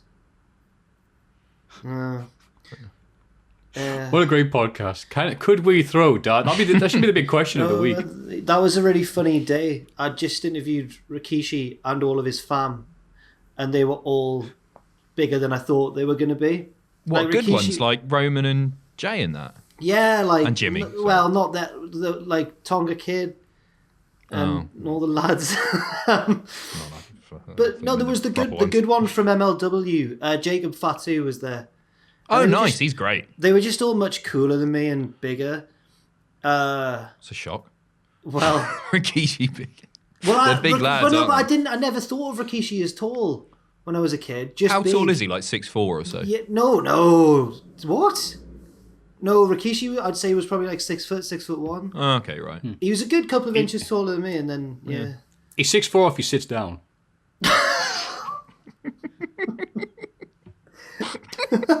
Britt Baker faces Julia Hart, and it says here, no relation. It's a squash match with Brit pulling Hart up from a pinfall attempt to win with a lockjaw instead. Fair enough. Next up is the 4-way number 1 contender tag match. SCU versus The Acclaimed versus Jurassic Express versus Varsity Blondes. And I'm glad you put this here. Matchcaster's opening rap includes 10 Varsity Blondes. They'll be on Dark Side of the Ring in 10 years. Yeah. I mean, do you know who's in Varsity Blondes, Adam? Brian Pillman, Junior. Yeah. What do you mean? Do I know who's in Sorry, I Varsity don't know how familiar. Oh, you did live stream reactions, of course. I do watch it as well. Sorry, yeah, you're a wrestling fan. Oh, sorry, yeah. Pleasure. Yep. I think this was all right, but they've kind of telegraphed SCU being the people going to win because they did the promo with the Young Bucks. They're also the number 1 ranked tag team. It's like, who's going to win the 4-way for the title shot? Think the I'm like, oh, it could have been Acclaimed was anybody. gonna win? Didn't you? I'm sure Jack mentioned that you thought the Acclaimed was going to win this one, and there was going to be a no! bit... Why would you bring that up? Sorry, you just I said it owe was Jack money now, telegraphed. don't I? Oh wait, It's all what? right. Was it a bet? Well, it wasn't an official. We didn't know. We don't have to. No, I still bought my bets. Don't try and. Okay. How much got was money. it? It was a $5. $5, huh? A $5. So on Pachidi's way of doing things, I'll give it to you October 2023. I forgot. Right, I've done it as soon as you're all right. I wasn't Was trying to this welch. the Mustafa Ali bet? Yeah. Yeah. Remember him? Raw doesn't. So yeah, here's me talking about how obvious it was SCU were going to win, even though last week I bet on the Acclaim. I'm a complete hypocrite. Don't pay attention to anything I'm saying. Any thoughts on this match, Jack?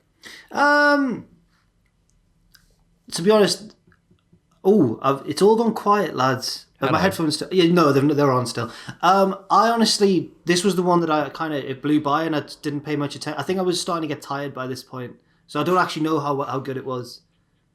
But It was fun. It's exactly what you'd expect, basically. Yeah. It is what it is, but not in a bad way. It was good. And SCU was cool. The rap was good. Yeah. As well. He's good. They're both good. I like both of the Acclaimed. Yeah. Yeah. That's it. Come for the entrances. Go on Twitter during the match. And don't worry, the next bit will lift you up. Kenny Omega is out with Nagasawa and all his titles. Schiavone announces that he'll defend his title at Double or Nothing, facing... Oh, well, this makes sense. It should be Kingston or Moxley, right? Because you're feuding with them. No, the winner of Pac versus Orange Cassidy. Omega writes off Cassidy's chances, which brings him out for a stare down. Omega says Cassidy isn't championship material, takes his sunglasses and puts them on Nakazawa before leaving. I've written that in a few words, but that took a lot longer actually than... It did, didn't it? Yeah. Wouldn't be thinking so sort of negatively about this had it happened in the first half. Everybody was desperate for the blood and guts match to start by this point, and this just dragged and dragged and dragged. It was so tedious, and then it came back, and bloody Miro's out there as well. Thankfully, kept it short and sweet and really good. But there was a really unique. Yeah, well, at first I think it was V1 maybe from OSW making a good point on Twitter. It might have been him saying that they should have done this after Pac versus Orange Cassidy, assuming Orange Cassidy's going to win. Because it's made it very obvious that Orange Cassidy's going to win now. He might not, but I'm guessing that he will. Cause, looks like it, doesn't it? So why didn't they do this after? But anyway, and also, the other thing I was going to say was this and the Miro promo, they both had a very unique shot that we've never seen before because it was next to the War Games structure. And there was like darkness behind it and a bit of the crowd you could see and like lights. It reminded me so much of Gladiators. It was fantastic. Like when they're about to go on the Travelator or whatever, it looked so much like that. Yeah. The Travelator. The Eliminator. The Eliminator. Yeah, so is that the uphill treadmill bit at the end of Is the... that just the Eliminator, or is that the the whole final round? right, Is the whole thing? Oh. Maybe. I can't remember. I genuinely thought you were getting the Eliminator mixed up with Travel Lodge. No, yeah, you're right. Travelodge. You're right, Jack. It's really obvious Orange Cassidy's going to win. So do you want to do another £5 bet where the Acclaimed win? I think it's a curveball. I reckon they're going to do Pac Omega again. I don't. And No? I'm willing to stake £5 on it, Adam Paciuti. No, I don't. Okay, Don't believe fair that enough. much. We shouldn't start doing this regularly, to be fair. Yeah, every week. I agree. Not the losing. No, Pacitti will need that for his new carpet after he joins the Masons. So I find I enjoy AEW more the less I worry about the booking. Otherwise, I'm like, this is just weird. And speaking of weird, outside of the weird thing of gone, oh, the blood and guts matches over the years. Wow, remember Tully Blanchard was in the first blood and guts match? Like, no, that's not going to work. But all right, this delivered. The Pinnacle took on the Inner Circle in a very intense and bloody main event. Notable moments include Sammy hitting a Van Terminator, Santana gouging MJF with a fork, FTR bleeding all over the place early on, and Hager and Wardlow brawl like E Honda and Zangief at one point. Kind of Thank cooked you. the joke. That was for you, Matthew. It was. I took it. Once all men have entered, the Inner Circle are fully in control. So Tully Blanchard attacks the ref and unlocks the cage, allowing MJF to escape to the roof. Jericho follows him up and exchange submissions, but neither man will quit. MJF gains control of the Dynamite Diamond ring and threatens to throw Jericho off the side of the cage. The Inner Circle surrender, but MJF tosses him off anyway. I didn't put that. I know. Thought I'd wait till you were drinking. Yeah, this gave me everything I needed. All the blood and guts, and don't call it war games. Stuff I was expecting. Sammy looked great. FTR looked great. Yep. Wardlow looked great. Everyone got a chance to shine. I think the before we get on to the crash mats and all that, I think the Sammy giving up could have been made a bit of a bigger deal out of. I don't know if it was camera work again or anything like that, but he just sort of went like that, and I couldn't work out if he had done so. Maybe he could have been a bit more panicked. But I heard him say it. Oh, okay, right. I'm blabbing all over the top of it as well. Because you were streaming, yeah. I do tend to miss things. But yeah, it was good. It's a shame about the few little botches, but it was really brutal. And then it melted wrestling Twitter, and everybody had a great time. Yeah. So I put a tweet out immediately after the event, just saying like, I can't even remember the wording of it, like, because there were people in the live chat, and I saw people on Twitter, which is since like people have been saying that no, these people didn't exist, but I saw them, right? People saying they should have done that properly with Jericho, or they should have done a proper bump with likes of Sammy or something like that. Don't get me wrong, the shot was crap. The camera work was rubbish, and they should have done a way better job with the set and the stunt itself. Like, even if they just sprayed the underside of the cardboard steel, great stuff, it would have looked a bit better. But I don't know. I still think it was an impressive bump. I think people have been especially hard on it, and unfairly so. Yeah. And this isn't me just being like, oh, give AEW a chance. This is like, I still think it was quite effective. I would have done it. Right. Falling backwards off a thing. Think of the last time that we're like, pretty much every time that we get a big bump like this, it might not be quite as obvious, but you can always tell there's a crash mat there. And I would much prefer what we saw than, like, was it Jeff Hardy and Umaga where Jeff did the swanton behind the truck? That's rubbish. Yeah. I don't like. I'd much. They should have done better. They should have done better. But I was annoyed that people were essentially painting me as a liar for saying these people don't exist. When you saw it. When I literally saw it with my own eyes. Also, have you seen people have been tweeting the replay angle they used? Much wider angle from like parallel to the top of the cage from a bit far out, and it looks quality. Yeah, production really let it down.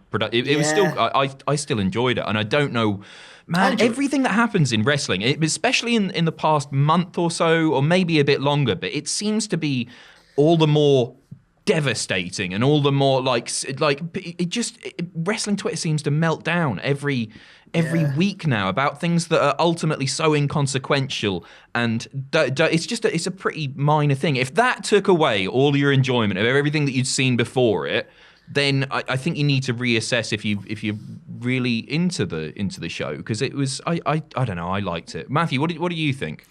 I think you summed up a lot of the things I was thinking. Wasn't the bump itself that I had any issues with. Landing on a safety mat, obviously no issues with. People commenting on the Watchmania Facebook going, oh, what did you want them? Just to throw them out and to land on concrete and die? I went, no. that'd be a hell of a way to end the main event, sure. But no, it's not him taking the bump on the big safety mat. They've done it before with Sammy landing on that giant thing when they're doing the Matt Hardy brawl. It was production showing it and making it really obvious it looked like that. Yeah. WWE have done these spots during the Thunderdome because they can get away with it. Where like almost will press slam a dude over the guardrail onto the things, and they never show the splat because obviously there's a big mat there or something. That's fine. It's like, all right, whatever. It's just the production. It's like Triple H versus Undertaker, WrestleMania X7. Oh no, he just chokeslammed him to hell, and hell by way of the wacky warehouse safety pad that was in there. So it's just production. But you're right. I'm like, with the botches and stuff. I'm like, oh yeah, that could have been better. Mm-hmm. All right, move on. Make no mistake. Some people, go on. I know the vast majority of people were complaining about the production, but make no mistake that there were people saying that they want to see those bumps done properly, a la Mick Foley, right?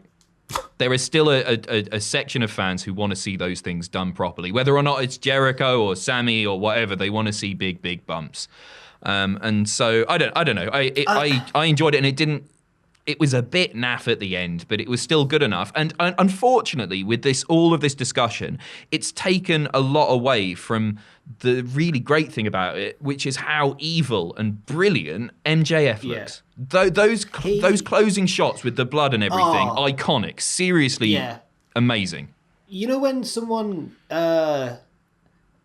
obviously, blading can go wrong badly sometimes, but blood really does work in wrestling. Unfortunately, it just does. It's an effective thing.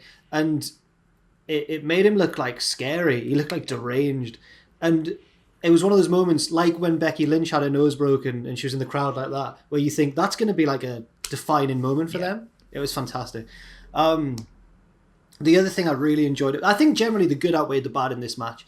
And I think a lot of that was down to the intensity. Like early on, when it was their turn to enter, guys were flying in. And like it was really like, it felt really real. It was really well done. Sammy took about 1 million bumps and they just into the cage again and again. And I just thought it was brilliant. But I also got very frustrated by the discourse. It's exhausting, isn't it? It takes away all the fun.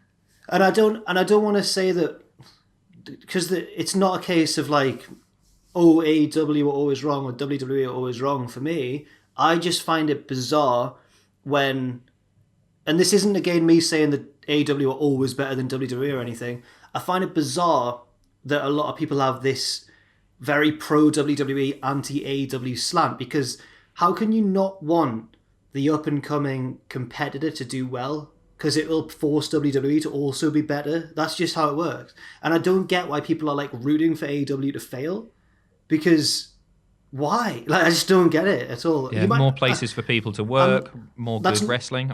Absolutely. And that's not me saying that we should ignore when they do things wrong. Absolutely not. We need to criticize them like we would anything else. But why do you want them to fail when it makes everything more exciting? It's weird. Yeah, I'll say this. I think the biggest negative of AEW right now is the fact that I have no desire to talk about it or go on Twitter and discuss it, because it's... I'm not saying wrestling Twitter before this was like a Mensa meeting or anything like that, but it really has turned into like, I like Jungle Boy. Oh yeah, well, how about WWE if they did? I'm like, oh, okay, cool. I've no desire to do anything. Here's a gif of something that happened. There's a clip. Here's Taz commentating, and that's it. Because you're right, the discourse is naff. And it's they all talk about stuff. I don't mind having like naff discourse and stuff, but it's like, I have no vested interest. No. AEW for life. I'm like, I don't care. It's a wrestling company. I give you money, you entertain me, and I go away. Yeah. I don't know. I just...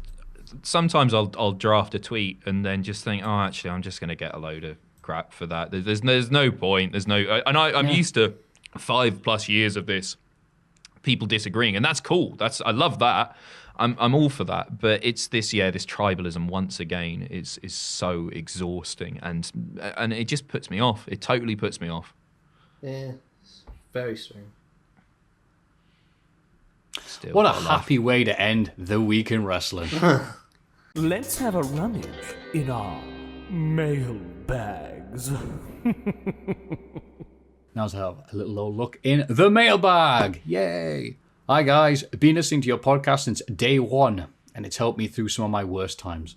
This Friday, the 7th of May, we'll be losing our family dog, Buster. After 14 and a half years due to severe medical issues, and it has crushed me and my family. To try and help distract me from the pain, I've been rewatching compilations of some of the most uplifting / hilarious moments from WWE over the years. My question to you is, which one moment would you go to cheer you up? I've also included a picture of Buster for you, as I think everyone should get to see how handsome he is. Yeah, I sent that to Jay Richard. Matthews from Oxford. There we are. I'll turn my camera to look at him. Thank you, Jay. Yeah, I sent that to Richard, so hopefully you can flash that up on the screen. Oh, okay, that's even better. That's more professional.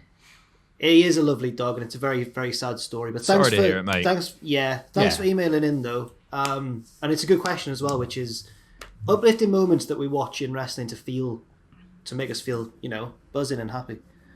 Mine generally returns. There's nothing that sort of makes you feel better than a big pop. There are certain funny things that I'll go back to, like Daniel Bryan on commentary. I quite often watch talking about bears because he just makes me laugh. But yeah, generally Hardy's return, Edge return, any return where the crowd are super into it. That gets me excited, especially over a year of not having proper crowds and all that. That's if I'm feeling down about stuff, it's just it's generally a nostalgia thing, isn't it? It's yeah, it just makes me feel good. That's a good answer. Edge's face in the Rumble return gets me when he just can't believe it, or at least he's acting like he can't believe it. I hope it was real. It might have been. Spot on, Maffew. No, it was. I've never seen anyone pull that face before, but it felt real, didn't it? He's a good actor. I don't know. I'm going to go with the Hardy Boys return at WrestleMania, because I was there for it. The loudest things I've ever been a part of. Yeah, it was immense, wasn't it? It's like, I think back, and that's certainly the biggest pop that I've ever heard live. Yeah. And I actually, just yesterday, I was watching fan cam video of that back. I watched about 6 or 7 different videos, and it makes me feel it every single time. It was so cool. Yeah, coolest moment. Sorry, go on. No, go for it. That same WrestleMania, the 2 loudest pops. First one, by a mile, was the Hardy Boys returning. The second one was when they showed the replay of Kurt Angle at the Hall of Fame, him singing with the crowd there. I'm just a sexy Kurt. And obviously all the people at the Hall of Fame doing it. But then they played it on the screens at WrestleMania. And then the entire stadium did it as well. So yeah, that uplifts me. I wasn't there for that. I was off getting beers. I feel like I missed that. I didn't even know that happened. I feel bad now.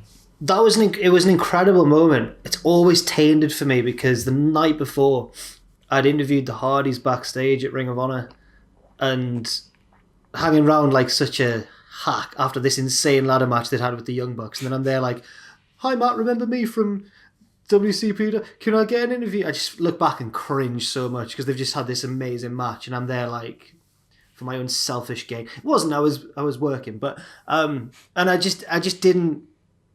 I know that if I'd said in the interview, what are you up to next? They wouldn't have gone, actually, we're coming back at WrestleMania tomorrow.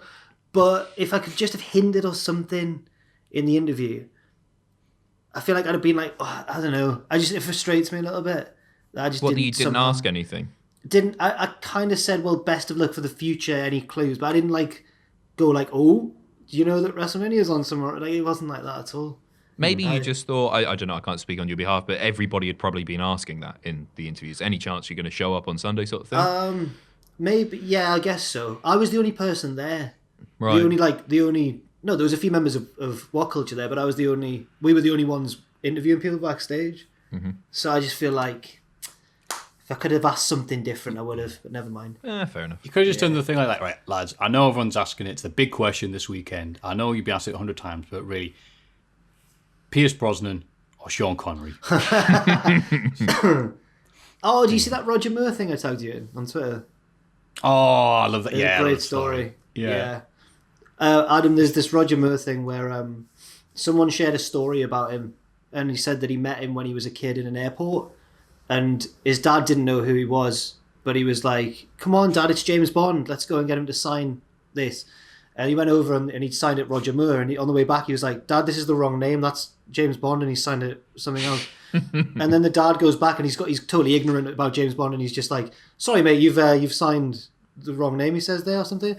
Roger Moore apparently was like an absolute gent and signed it again, and then said to the kid I can't give you my real name because all like Blofeld's men could be around here, like played along. No, wait, gets better. Years later, the kid grows up and becomes like, was it like an extra or a cameraman or something, part of a production crew, and Roger Moore's there, and he like offset, he like bumps into him and says like, oh, he told him about the story. And he said, oh, I'm sorry, I don't remember that, but it sounds really good. I'm so glad that happened. And he was again really nice about it. And then they rounded a corner or something, and he went, I do remember it. I just couldn't say anything because Blofeld's men could be watching. Oh, anyway. amazing. I know. That's so good.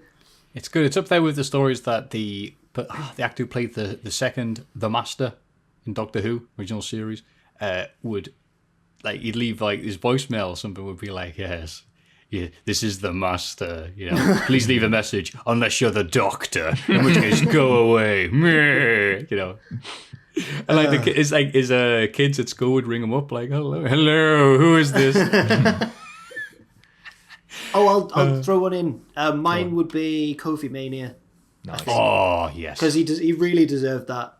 And it was one of those ones where you couldn't believe, everyone knew he was going to win by the time the match happened, but it was like, I can't believe he's got himself in this situation finally. And it was genuinely like such an emotion. That was fantastic, that one. I hope they can pull the same sort of thing off with Cesaro.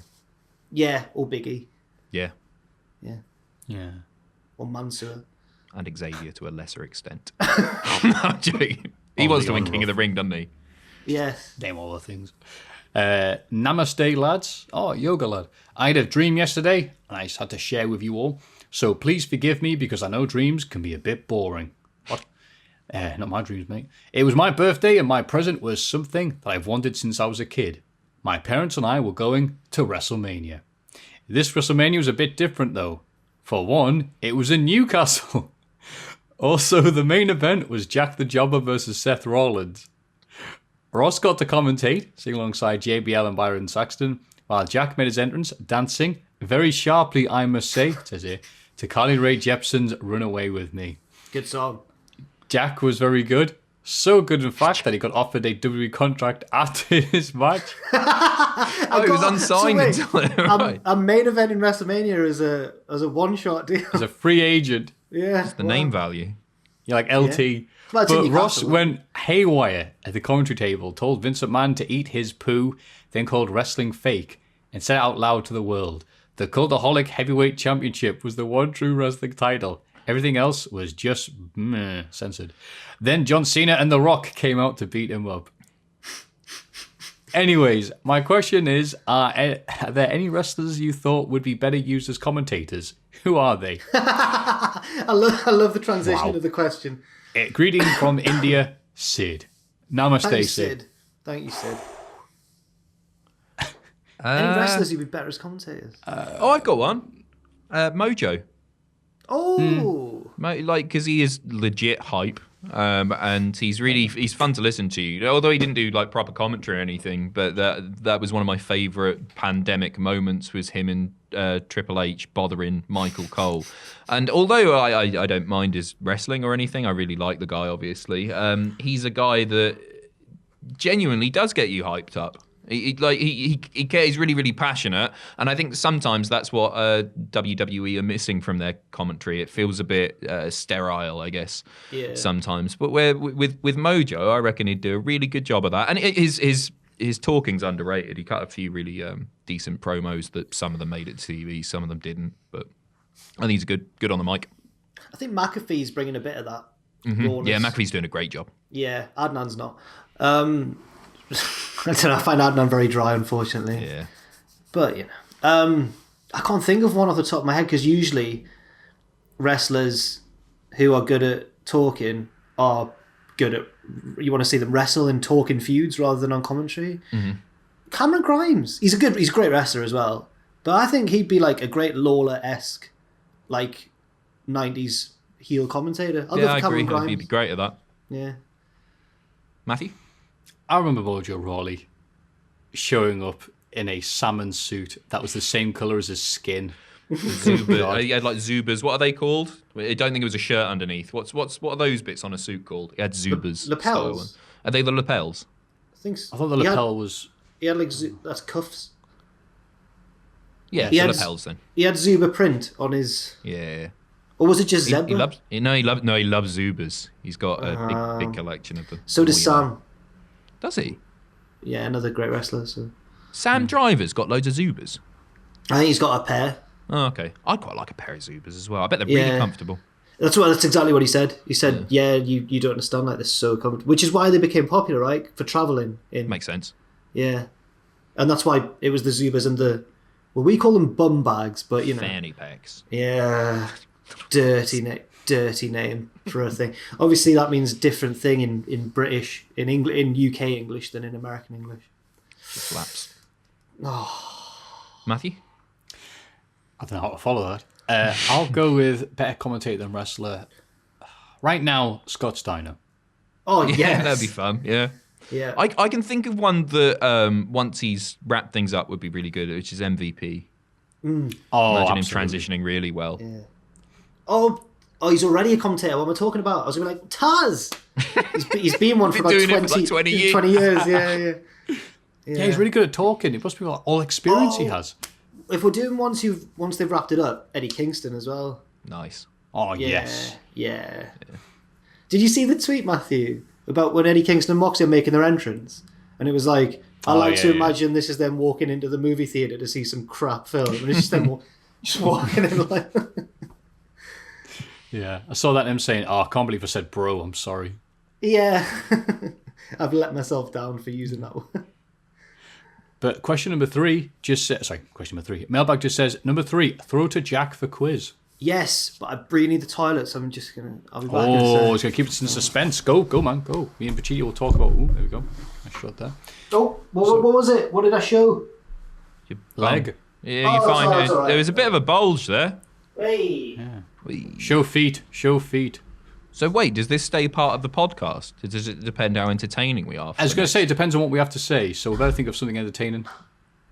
Oh, okay. We Richard's can't hear just been the on our voice ear. that's just spoken. Wait, what's Our that? producer has just told us that we can cut it if it needs to be cut. Oh. Maffew, tell us a joke. Let's see Do if the we Murray can Walker be thing where we put entertaining our enough for fingers this up to be to the left air. in. Yeah, there we go. Put Do our a- fingers do up a there. joke. Go, extraordinary. Nice little joke that you can say on a PG podcast. Uh-oh. Put me on a spot. I've got one. Go on. It's the only joke I know, really. Do you know there's a type of bee that produces milk? The booby. Booby, yes. Because I remember that Shooting Star episode as well. And I It told was that on Shooting a- Stars. That's why I saw it from the first time. But I told that joke on a Cultaholic Stream, and I'm like, you stole that from Pachiti, I think. Oh, I've told it like 50,000. I was gonna say, yeah, Literally like, the I only got thing I ever say. That get the cat excited, and that's your lot. Yeah. I It's just all those I like did Shooting one-liners that Stars. one comedian... Oh, sorry, go on. I did Shooting Stars on one of the Tuesday streams a long time ago. People did lovely. not get it at all. It was pretty out there. The original Yeah, it was. series was really out there. And then when they brought it back a few years later, I thought it was way better because people seemed to actually get what was happening. Yeah, well, when they had Matt Lucas for the first series, or maybe Yeah. 2, and then Angelos Epithemu for the fill in the Matt Lucas Matt Lucas role. That movie was... Yeah. I just remember the one-liners they keep on doing when I do the streams on Saturdays and stuff like, I quit my job at the helium factory. No one talks to me in that tone of voice. That type of stuff. The good thing is these carry to the bathroom, so I could hear. Oh, okay. the whole- So you can have the. I don't think we were particularly entertaining there. So I my vote No, is for cut keep it. Keep it. Jack is a cut. Sorry, a No, keep. no, keep. One cut, one keep. Maffew, you got the deciding vote. I can't handle this pressure. I'm going to say keep. Yeah, it was gold, wasn't it? Yeah, I agree. I take it back. These We're the usually go short when Adam's on as well, so we need every minute we can get. One thing, my dad's a huge fan of Reeves, more Mortimer. Obviously, Mortimer's really funny, but he likes Reeves and Mortimer. So if you do get him back into Freemasonry, that's what you can talk about at the lodge. Just Bob Mortimer. Well, no, he likes But Reeves. but I don't He really just- like Vic Reeves either. He just acknowledges that Mortimer is really the glue that holds a lot of it together. He's the more naturally funny. of the Vic two. Reeves is just a tryhard, isn't he? A little bit. Well, I mean- yeah. But I mean, that's why I like that. I'm of the opinion Reeves was, I mean, back in the day when Shooting Stars and all this stuff. But what smell about? of. But what about all the characters that Bob played? Reeves, you work shy fop. Is that Graham Lister? He's brilliant. That's good. Brilliant. Yeah. But just the little one-liners Vic would do sometimes. And he goes, Yeah. Bob, have you farted? What? Have you farted? No. What? Never. Stupid stuff like that. I like when Bob would fall once a show. Oh, Vic, I've fallen. Oh, Vic, I've fallen. Says it on the way down. Oh, I've fallen, Vic. Oh, it was a hair stretch. Oh, it's terrible. Yeah. God, no one's gonna. The bit that I showed on one of the streams was from a Christmas special where I think it was Robin Gibb from the Bee Gees was on there, and real one. I don't know, the real one. I don't know why his agent put him in for Shooting Stars of all programs. And then Matt Lucas comes in, Georgie Dawes on a big Santa sleigh because it's the Christmas episode, and it looks like he's struggling to get down. He reaches his hand out to give him a hand down, and he pulls his hand back at the last moment and goes, "Well, wound you up like a kipper geezer. You think I need a BG to get me down?" And Gibb just doesn't know what to do. He's just like, he's sort of smiling, and then he goes over to the other side. He goes, "Oh, yeah, give me a hand. Well, wound you up at all. Smoked you like a kipper geezer." It's so good. That's very Shaw Samuels of him. It was. Wait. God. Do you think I need a BG to get me down? 2-0 to Georgie Dawes. Merry Christmas, slags. That's so good. See, that's all good, but again, one last thing before we go to... we're talking about that. Throw to Jack for quiz, it says here. Oh, yes. Right, lads.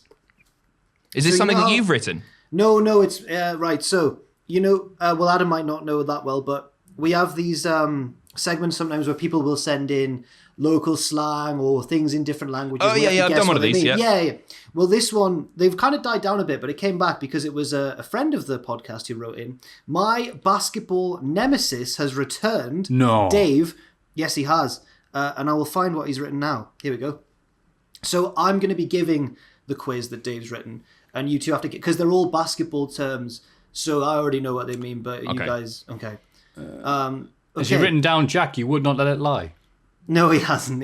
Oh. I played NBA Jam 96 quite a lot, so I reckon that I might get a few of these. That's exciting. I was the Can't Bulls. Well, they'd have been the best team at the time. Probably. I played NBA Street when EA Berg existed. Oh, yes, Oh, EA okay. Big. Yes. So I'm confident. And you get to keep a member of the team that you beat for your That's own right. team. Yes. But What a shockingly, game. Yeah. Wow. Yeah. Kidnapping them like that. Okay, he starts. Okay, so you guys like doing the trying to understand the meaning of certain terms in different areas of the world trope now? Then Jack's basketball nemesis is going to bring you the best basketball terms. So Ross, if you're reading, stop right now. Ross isn't here. Because Jack will know these phrases. You guys all might. I'm not sure. Here goes, though. 10 phrases people use in basketball here in the US. If you guys would rather use less, go right ahead. Jack absolutely has to read this to you guys. He is not allowed to play. There we go. Okay, we're straight into it, and then he gives a little sign off at the end. Okay, phrase number 1. Dropping a dime. What is dropping a dime? To flub or fumble a ball. Okay, Maffew? I can't remember. Slam dunk. No, it's like a very good assist. If you pass the ball to someone in a very good fashion. The commentary said that. Drop the dime. They I've said heard that in that the more thing. on wrestling Damn commentary it. than I've heard it in... whatever. God. Yeah, okay. Number 2. To swat something. SWAT, to swat something. Oh, yeah, defend the ball. In a way, maybe more specific. Swat the ball away. Yeah, there you go. It's a big okay. block. Sorry, Adam, I didn't Swat, give you swat that. means swat. No, that makes sense. Yes, Dave says, blocking a player's shot on defence, or defence, as they say in basketball. Usually sending the ball out of bounds, it's blocked so hard. Or you can also do it against the backboard. I didn't get many of them because I'm 5'10". To be hacked hard. To be shoved out the way. Or like with the arms when they go like that. Yeah. It's similar to football, really, to be fouled particularly roughly. Yeah. He fires from the logo. What's someone doing if they're firing from the logo? Oh, they're firing from quite a distance away. Midway point. Yeah, well done, both. Because I assume the logo's on the centre of the court. Exactly. A preposterous distance. Dave's offered a bit of analysis here. Players like Steph Curry, Damian Lillard and Trae Young are all notorious for shooting three-point shots from more than 10 feet back from the three-point line or from where the home team's logo is, basically taking a shot barely after you've crossed half court. What is a slick reverse jam? Sounds delicious. Slick reverse jam. Is it when you get the ball and you throw it behind your back to your partner? It's not, but it's a good guess. Thank you. Maffew? I don't know. It's a reverse dunk. So it can either, according to Dave, his definition of it is either making a 180-degree turn, so like you put it in backwards, or if you're coming at it from the side of the basket, going under it and reversing it from the other side. So yes, notice the word jam is included, he said there. That was probably the clue, to jam, come on and slam and welcome to the jam. Number 6, cleaning up the glass. What is cleaning up the glass? When you dunk really, really hard. So Shaq used to everywhere. break that. No, it's actually a less spectacular but very crucial part of basketball, rebounding. So when a shot is missed, getting in there, boxing out your man, getting them out of the way, jumping up, bang, I've got the rebound, I'm cleaning up the glass. Getting dirty in the paint. Saucy. That's tackling near the hoop. Yeah. Yeah. The paint. I agree. Yeah. Yep, that's the painted area of the court. Players getting a little rougher and maybe even fouling more often than usual when the player you're defending enters the area known as the paint. Yes. Like Rodman. Yeah, Rodman was really good at cleaning the glass. An all-time great rebounder, Dennis Rodman. Apparently he had a big bottom and he'd use it to push people out of the way. What is it to break somebody's ankles? It's not literal.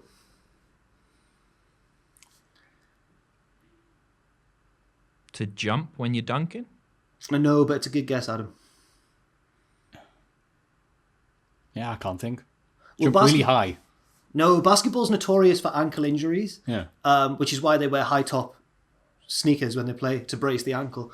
Luckily, I never sprained an ankle in my time. But a player with particularly good ball handling or dribbling skills makes a defensive player freeze up or fall over when they dribble past them. So you're using your handles, you're using your moves to go past them. They're staggering about so much, it's as if they're at risk of breaking their ankles. Usually for a layup or dunk, but sometimes to draw some teammate's defender and drop a dime to their teammate. Dave's a good teacher. He's bringing in lessons we've learned earlier. There's 2 left. Hang on. Yes, okay. What does they are tied up mean? Not that 2 teams are drawing, not that they've scored the same number of points, but if 2 players are tied up, what does it mean? What, they're tied for a number of points? No, not quite. Is it just that there's a standoff? One can't get past the other? Nearly. It's when they've both got a hold of the ball at the same time and they're trying to... right. And neither can get the advantage. The ref will usually call for a jump ball where he'll throw the ball up and more often than not the taller player will win. And so that it's not happens really from where the obstruction occurred. Whether I don't know if it's a foul or whatever, but where that situation took place, there the jump ball happens. Okay. It's like a mini tip-off at the start of the game, but wherever it happened, yeah. And finally, see, I've not heard this version of it, but I'll read it out. Nothing but nylon. Grabbing the shorts. No, that would be great, but no. Is it like nothing but net? Yeah, I would say nothing but net. Yeah. Oh, right, okay. So it just goes straight in. Yeah, switch. Doesn't touch the sides. Splash. Nice. Sploosh. Doesn't touch the side like me, mum. Aye, that was a nice quiz, that. Sorry. Dave finishes by saying, I feel like numbers 3, 8 and 10 was taking it a little easy on them. What do you think, Nemesis? I think if they didn't get 8 and 10, they probably haven't ever watched a game of basketball. Poor guys. You and I can bring them that game, lol. Love you, lads. Thank you and have a nice day. David Smith, Indiana, USA, a.k.a. Jack's Basketball Nemesis. P.S. Jobber, as soon as the world isn't on fire, I will beat you in a basketball game, even if I have to wait till I'm like 38 and you're 31 or something like that, I'm guessing. Whatever. It's 4 years from now and this will happen, ladies and gentlemen. Oh my god, he just cuts a promo on me basically at the end there. He was being so friendly before. But then he ends it by saying, was that promo good, lads? Stay great, guys. No one on YouTube or Twitch does it better. Oh, Dave. What an odd man. Heart of gold, really. And of course, we know all about basketball because of the amazing Tom versus Ross match that we had. Oh, I was busy that day and I couldn't. Do you know how long I've waited? Of course you were. Yes, you were dropping your dimes and shattering your ankles. And do you know how long I've waited to try and impress these strangers on the internet with the one sport I'm good at, and I couldn't go. Oh, just do it on the podcast sometime. Well, do the podcast outside. Yeah. Go on, take the mic out and find a little play park or whatever. Yeah. Oh, dear me. Anyway, did Tom win or did Ross win? I think Tom. We were all winners. The viewers at home won. It was a frustrating watch. They didn't change their strategy after about half an hour of going bang off the glass. Why did they not try and change the trajectory of the shot? I don't know. Anyway. Well, that was a lovely little quiz. We, again, continue to talk things we know nothing about, from basketball to wrestling. We cover all the grounds. If you have any mailbag-related things to send our way, you can, don't worry. mailbag@cultaholic.com.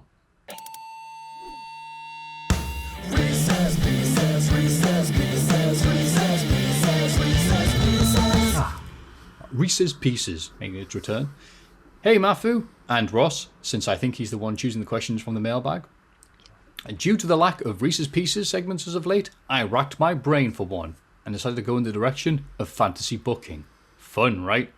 Below I've listed 10 alternate endings to various matches from the past. It's up to you to choose which scenario you think are preferable.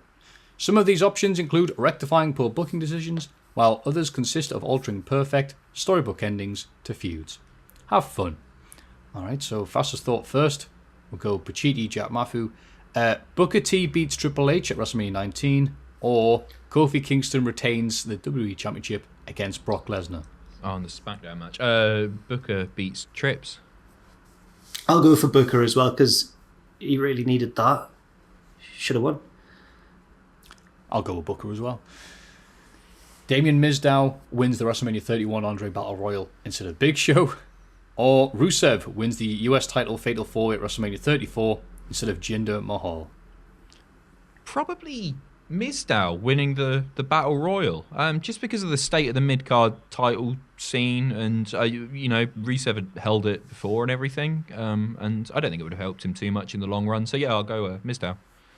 I'm going the opposite way, because Rusev Day was really taken off at that point, and I think that it kind of took over that match, and then they had Jinder in it. And also, I think, even though I wanted Mizdow to win at the time, when you look back at who's won the Andre Battle Royale, I'm glad Big Show was one of them. So I'll go for that one. Yeah, true. Yeah, I'll go Rusev as well, as part of Rusev is one of the most popular people on the roster. Let's have him win nothing run. So yeah.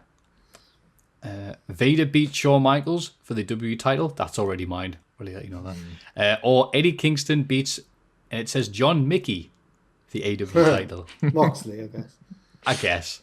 I'm not sure if that's an in-joke or not. What have you got? Oh, Vader, without a doubt. Bloody Kingston's got loads of time. He's a spring chicken. I'll go for Vader as well, though, because I like the progression of the AEW World title at the minute, and I like to hold on hope that Hangman's going to beat Omega in a big glorious moment. So I'll keep that the same. Go for Vader beating Shawn. Yeah. Shoot style, throwing him round. Yeah. Bang. Yeah. Yeah, every time I watch it, I'm like, Shawn Michaels comes off the top and goes, "Move, you fat." I'm just waiting for Vader to go, "I'll move you." Yeah. Shut up. Shoot powerbomb Vader.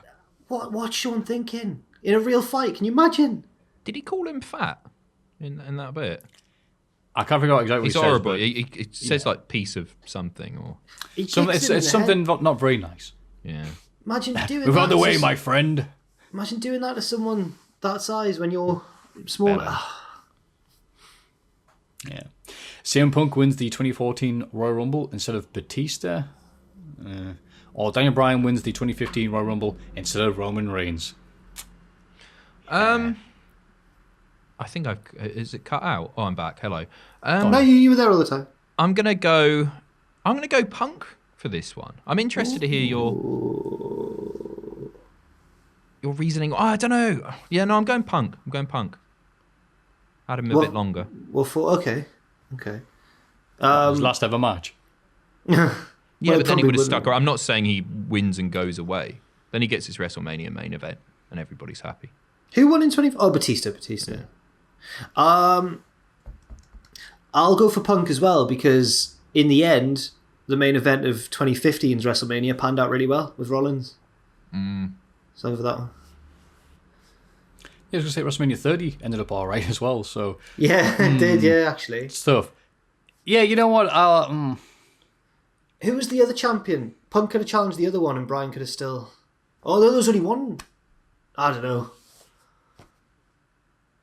Me neither. But, damn it, but they gave us such great memories of Rumble 2014 and 2015. Yeah, I don't want to change either there. Daniel Bryan. Just goes. Ryback beats CM Punk for the WWE title at Hell in a Cell 2012. Already got a winner for me. Or Nexus beats Team Cena at SummerSlam 2010. Nexus. Yeah, no, I'm going Nexus as well. I'm still picking Ryback. I don't know, it's my go-to thing to defend every time, but Ryback was really, really over at one point. Crazy Honest. so. This was the perfect time to do it. And they didn't. They pulled a Rusev, also known as pulling a Ryder, also known as pulling a... Insert your name of your favourite wrestler here. And the Nexus sucked. Mark Henry ends the Undertaker streak at WrestleMania 22. Or Eddie Guerrero loses to Brock Lesnar at No Way Out 2004. Oh, wow. That's horrible, that. I do not want Mark Henry to be the one to end the streak, so I'm going to have to say Eddie Guerrero loses, but only because I'm not like a huge Mark Henry fan, and that would have been... Bleh. I'm going to shake it up. No, I'm not. Yeah, I'll have to go for Eddie losing as well. Mark Henry ending the streak.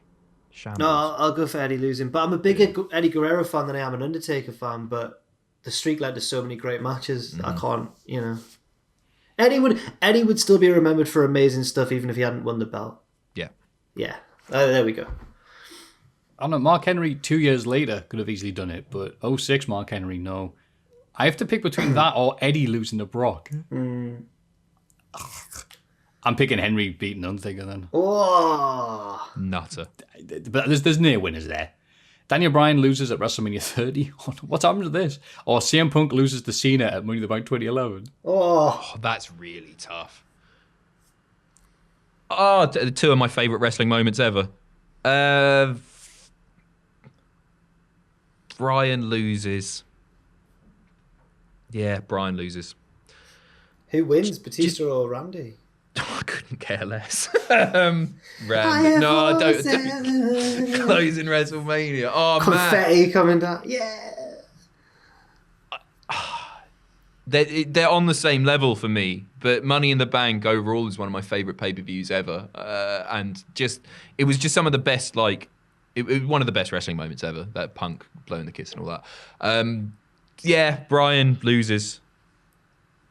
Yeah, I'll go for that as well. But, I mean, Punk's run got me back into wrestling properly, really. So I've got to stick with that. What happened to the tall adolescent boy who's next to Punk when he blows the kiss? There's a really tall. You tell us, Jack. But We're talking to him right now. And here he is. No, what happened to him? I want to know. I know the one you mean. Yeah, braces on, dark hair. He's kind of mugging at Vince as he's like, Yeah. you've been done up like a kipper, you have. Yeah. Wait. I don't need a McMahon to... You think I need a Del Rio's? I'm going to go with Bryan... Sorry, Punk losing to Cena, because we all remember that run up to that moment being great and CM Punk doing this and being, look at me. Everything after that was terrible. Yeah. Everything after that was just rotten. So, you know what, might as well get it started sooner and have Punk lose in his home place at Cena.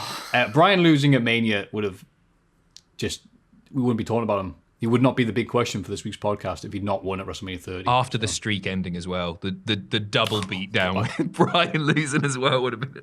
Yeah. It would have been interesting if Punk had lost, just to see how obviously the fans wouldn't have been happy, but would a legit riot have broken? Would people have gone nuts and torched the place? Maybe. Isn't Chicago quite passionate at times? They've held up those signs that says, we're going to riot, and then they go McGregor would have showed up and go, you'll do nothing. Yeah. So, Samoa Joe wins the WWE title from Brock Lesnar at Balls of Fire. Okay. Or Nakamura wins the WWE title from Jinder Mahal at SummerSlam 2017. Oh, Joe for sure. Yeah, I'm going to go for Joe as well. I like Nakamura a lot, but how much does Joe. beating Jinder mean? Well, it's not that, the crowning of a new champion that we would want to see, is it? Joe was great around that time as well. He was doing the whole dangerous, quiet promo to Heyman. And the promo after the loss to Lesnar, where he came out anyway and just got all his momentum back by ripping everyone apart on his way to the ring. So good. Maffew, what do you think? I'm going to pick Nakamura because that would have helped him in the long run a lot better than, hey, remember that Sami Zayn match he had? He kind of just kept that rep for years without really doing anything afterwards to match that. So Samoa Joe still be Samoa Joe. So yeah, that is true. Yeah. You have to think about it though. Bray Wyatt beats John Cena at WrestleMania 30. Oh yes. Or The Fiend beats Goldberg at Super Showdown. Bray beats Cena. I'll go for Bray beats Cena as well. If Bray had beaten Cena then, there might have never been any need for The Fiend versus Goldberg years and years later. True. Or maybe it would be more likely if Bray was a bigger star, Goldberg would have been more likely to want to take the belt off him. But regardless, I'll go for Bray beating Cena. Yeah. Well, our pet peeves in wrestling was that feud with Wyatt and Cena. Because the whole thing was Bray's one way. Come on, I'll tempt you to the dark side. And in their first match of 3, Cena's like, no, you can't tempt me. Chair shot win. I'm like, wow, that's a great story, isn't it? Not like Cena hitting him going, no, what have you done? I better wrestle you 2 more times to make sure that I'm good again. It's just straight off the bat. No. So I'll say Bray Wyatt beating Cena. Was that the theme of his feud with Kane as well? Embrace the hate, or whatever. Or was that more about fearing Kane than being like him? Can't remember. I think you're giving it way too much credit. Maybe. The feud was, I'm Kane. Zack Ryder sucks. That was the theme of the feud also. The Fiend beat... Oh, sorry. Charlotte beats Becky and Ronda at WrestleMania 35. After a long show as well. Oof. Or Roman Reigns beats Seth and Brock at WrestleMania 31. Oh, because that cash-in was just perfect, wasn't it? Oh. Charlotte. I like this Charlotte, Reese's this is Pieces hard, turning on isn't us. it? This is really... there's a great Reese's Pieces. It is, yeah, it's a really good one. Charlotte.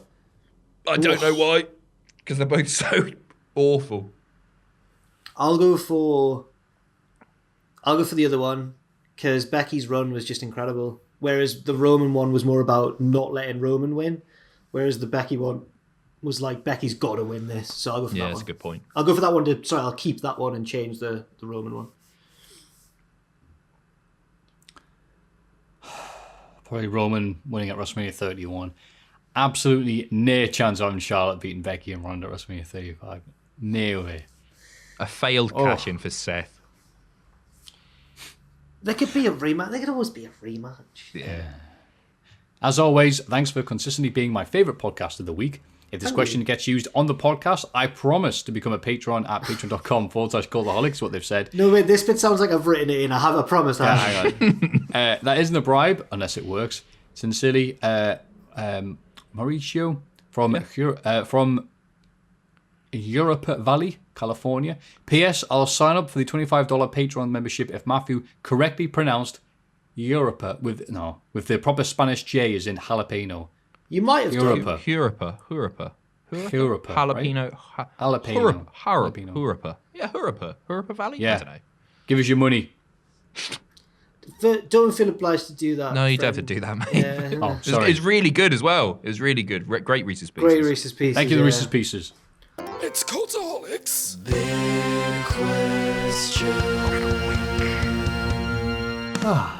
What a long, drawn-out podcast this has been. How long have we gone? So it's not that long. It's like 2 hours 20. I'm saying it jokingly, sorry, yeah. What a broad podcast. We've covered a lot of ground, I think. I think we've What all learned a lot as broad well. podcast. We've learned a lot, did you say? Oh, yeah. Big time. Yeah. See, Adam's in his big time mood. I explained this maybe on a previous podcast. Did I explain this on a previous podcast, Maffew, or was it off? Maybe it was to Big someone else. time mood. What's that? I've never heard that. Whenever you use the phrase "big time," it means you're in a wee cheeky mood. I'm in a cheeky mood today. Say something. Maybe if Adam's trying to wind you up by telling a fabricated story as he likes to do, and you go like, "Did that really happen?" And he'll go, "Big time." Big time. Yeah, big time. It's it's a Brentism, isn't it? Maybe it's the monster bit, kicking in. Owen had me laughing on stream a lot by reminding me of the outtakes. Not just the classic Bishop was a right one, but the hot seat bit where he goes, "You could be in the hot seat." Oh, Daniel Bryan, eh? Daniel Bryan. Yes, the big question is me dropping these Bluetooth things, which fall out my ear. Sorry. The big question is, what do you want Daniel Bryan to do now that he's gone for good, obviously, from WWE forever? Where would you book him? What would you have him do? Would it be straight to hell first of all, or would you get him on for some episodes of Zap on Wednesday? Love Zap. Daisy dares you. Okay, so I think Bryan will stay with WWE, but if I'm going to be very, very selfish here because I'm gonna have him wrestle elsewhere on a semi full-time schedule. Actually, yeah, it's not that selfish, is it? I'd put him in AEW, and I know that's the really, really obvious answer, but there are just so many matches that I'd like to see there. I feel like with Bryan in WWE, he's done pretty much everything that I'd like him to do. There's not that many dream matches left, but Bryan versus the likes of Kingston or Omega or MJF even, those are all excellent. And I'm not a big enough like Ring of Honor guy. I've seen a lot of like Summer of Punk and Bryan Danielson's stuff there and Joe's stuff there, but I wasn't watching Ring of Honor back in the day or anything. I can appreciate it for how great it was, but it wouldn't mean that much to me if he did go back to Ring of Honor, certainly in its current state. And I don't watch that much New Japan either. I'd certainly watch it if Daniel Bryan was there, but no, AEW for me, just because of the potential of the dream matches. And I would, you know what? I know this is a bit much. I'd have him come in and win the title day one. Not necessarily from Omega. Not necessarily from Omega. If it had to happen tomorrow, then I wouldn't have him beat Omega because Omega needs to hold that for a bit longer. But depending on who the champion is, yeah, I'd have him come in and win a title night one. Put all eyes on Bryan being signed because he's one of the biggest stars in the world. That's a good answer. It's very good. Went into a bit too much detail. Sorry if I've covered everything that everyone else was going to say. No, I wasn't going to pick AEW. Do you want to go now, Maffew, or shall I go now? I mean, sure. I mean, it was Pachi's already taken my thing where he shows up to be the commentator on the new AEW Dark Recycling YouTube channel. But recycling's got an exclamation mark on the end, obviously. It was that, or, FMW has just relaunched. Now it's never been a better time. Put on the mask and put people barbed wire and go, you know what, this is what I wanted to do. I hate technical wrestling. It's a sham. He burns his boot and then just blows himself up. It's fantastic. No, Daniel Bryan, the same. There's very little places to be wrestling properly anyway for a man of Daniel Bryan's stature. There's WWE, there's AEW, and there's New Japan. Yeah. There's NXT UK, yes, if we're being especially horrible to him. And then there's I can't see Daniel Bryan wrestling for game changer wrestling, as fun as that would be. Lucha is not his thing, so yeah, it's also got to be AEW. But it'd be great. It's like, wow, all these new exotic names and faces, and he goes in, and it's Omega, Kingston, and all the other people he wrestled years ago. Yeah, places like PWG. No fair. So yeah, I haven't just personally, I haven't seen a lot of them. No, so same I think here. it'd be good. It'd be fresh to most people, wouldn't it? Yeah, like Ethan Page and Darby Allin hopefully will be. But I do understand from Matthew's point of view. I get it. I do get it, though. Would you keep him away from them?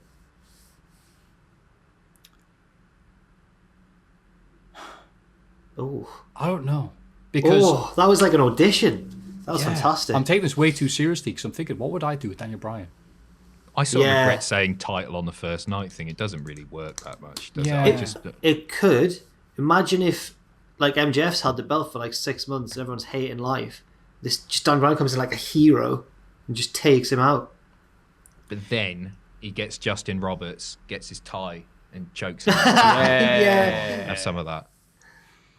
But you know what? Because I'm being, again, a hypocrite like I was early with the AW tag thing. I'm like, AW, they're not really pushing their homegrown guys. They're just emphasizing on ex-WWE dudes. And as soon as Daniel Bryan's out, I'm like, AW. I'm like, damn it. So that's why I'm choosing my words carefully. I'm like, I'm knackered either way, aren't I? What about you, Jack? I'm not going to go for AW because I just didn't feel like it was cool enough an answer. So, no, because I don't think they need him. I think he'd really help them, but I don't think they need him. And I reckon by this time next year, they'll probably have another major WWE star or two on their hands to add to their collection. He would be bigger than the vast majority, obviously, but I feel like a company at the minute that needs a bit of help with a resurgence would be New Japan. They've oddly slipped quite a lot. Not oddly, because there's been a pandemic, but they've suffered a lot because of it. More than promotions like Impact, who've done really well to maintain their level, and AW. But I think New Japan have really, like, the booking's really changed. They're not as patient as usual. It feels like they're rushing things, and they're not behaving in a very New Japan way. So I think Daniel Bryan in a G1 could be the spark that helps get New Japan back. I'd like to caveat that by saying that the best thing for Daniel Bryan to do would not be to enter the G1, because everyone would be watching like, oh my god, like when Ishii drops him on his head or something. But just from a selfish fan point of view, for the amazing matches we'd have, I'd say Bryan in the G1 climax. That would probably get me, certainly, invested in New Japan again, because over the past year I have lost a lot of interest in them. So I feel like they could use Daniel Bryan more than AEW currently. So yeah. That's a good shout. Or Yeah, I've heard that Noah has been outdrawing New Japan really? recently. That's what I saw on Twitter. Or the green era's back. Oh, they're not even green anymore, are they? The logo's changed and everything. That's a shame. Green. Daniel Bryan. Yes, that would have been perfect. Or Gato Move. Gato Move would have been good for Bryan. That silly promotion with the door in the window that I got in trouble on Twitter for saying was silly, which it is. Did you? Yeah, fans of Japanese wrestling, Western fans of Japanese wrestling can be quite precious about it, and that's a bit of an understatement. It's like, no, I'm not going to say that. Never mind. Yeah. Pow. I was going to say, You know I would stop now, Jack. You know when Yes. when you talk to Sam about something he's passionate about, it's like that times 100. I love that though. It's great when Sam does it, but it's that times 100 without the, because Sam is great. Sam would be a really good teacher. He's good at imparting information, and it's contagious. His passion's really contagious. Yes. When he's speaking passionate about something, I listen to every well, word. these are like the dark side of the driver. Dark Side of the driver. Dark Sam of the Ring. Yeah. Yeah. That's what we call him around the office. Dear. No. Oh. I don't know. We don't see each other. We haven't for a year. You know what I would like, though? Never mind joining promotions or wrestling people. Daniel Bryan presents a podcast with Conrad Thompson, telling about his entire career and all the stuff that's gone away, because that man has a few stories under his belt. You know I who would I'd like love to that, do yeah. a podcast together? Him and Hero. But that'd be really Oh, fun. yes. Joe Hendry. Yes. Yeah. That hero. Hero to many. But you know what? The world's his oyster. It's a shame he doesn't eat them. That is Daniel Bryan. What should Daniel Bryan be doing with his time? What should Daniel Bryan? We should be wrestling? Should be podcasting? Should we be coming on? Maffew, are you descended from like an old Southern colour commentator? Because some of your witticisms are slightly derivative of that. Oh, Like sayings and quirks, and you know, yeah. he's like a catfish in a barrel pond. You do can't- remind Yeah, me like a lot that. of Jerry Lawler. No. Oh no. Wrap it up, Jerry. Time to wrap it up, Jerry. Oh, No dear. problem, Masony. It has been a lovely podcast. We enjoyed talking to you. But Chidi, what have you got on tap for the lovely Cultaholic supporters this week? If people are listening right now, they wouldn't have got to this point. I think I'm going to do some Red Dead tonight. I'm going to do it at 6 because there's no Love You Bye Fridays tonight because Tom's off. Recovering from a hangover after his good lady's birthday celebrations last night. Oh, yeah. Happy birthday to Alex. Yeah, happy birthday, Alex. And so, I'll probably jump on for a bit of Red Dead tonight. I'm in the process of setting up a little streaming area in my house at the moment. Oh, It's a couple of months away, but I'm hoping that once I can afford to get the mic and a few other bits, and I'll be able to do the odd pay-per-view reactions or whatever from home and do a bit of Twitch at home and that. We're never going to see you again. No. You know what? I do one stream a week now. And that's it. I sometimes jump on I don't mean in terms of frequency. I mean in terms of convenience. Because there's no reason for you to try. Oh, what do you mean? Oh no, I'll be in the office. I can't do voiceovers from home, and I do voiceovers pretty much every day now. I'm wildly exaggerating as well. I saw you from across the office the other day. You did. It was brilliant. It was emotional. Such a cool moment. Yeah. One of the Bee Gees was there. I've seen the episode of the Bee Gees when they get interviewed. On Clive Anderson's show. Yeah, that's it. Awkward. I'd love to stay. What does he say? He goes, I'd love to stay, but I don't do impressions. It's something about, isn't it? Oh, no. Doesn't he call it's something like that. I'd have to watch it back. I remember it being very, very awkward. It's on YouTube. Are they Australian, aren't they? Bee Gees? No. I think so. Are they? They're Australian. Because if they were, I was going to be surprised because they're usually well up for the banter, aren't they, the Australians? They are from... Wait for it. The Isle of Man. They are from... Yeah. Are they actually? Yeah. I thought they were Australian. Where have I got this from?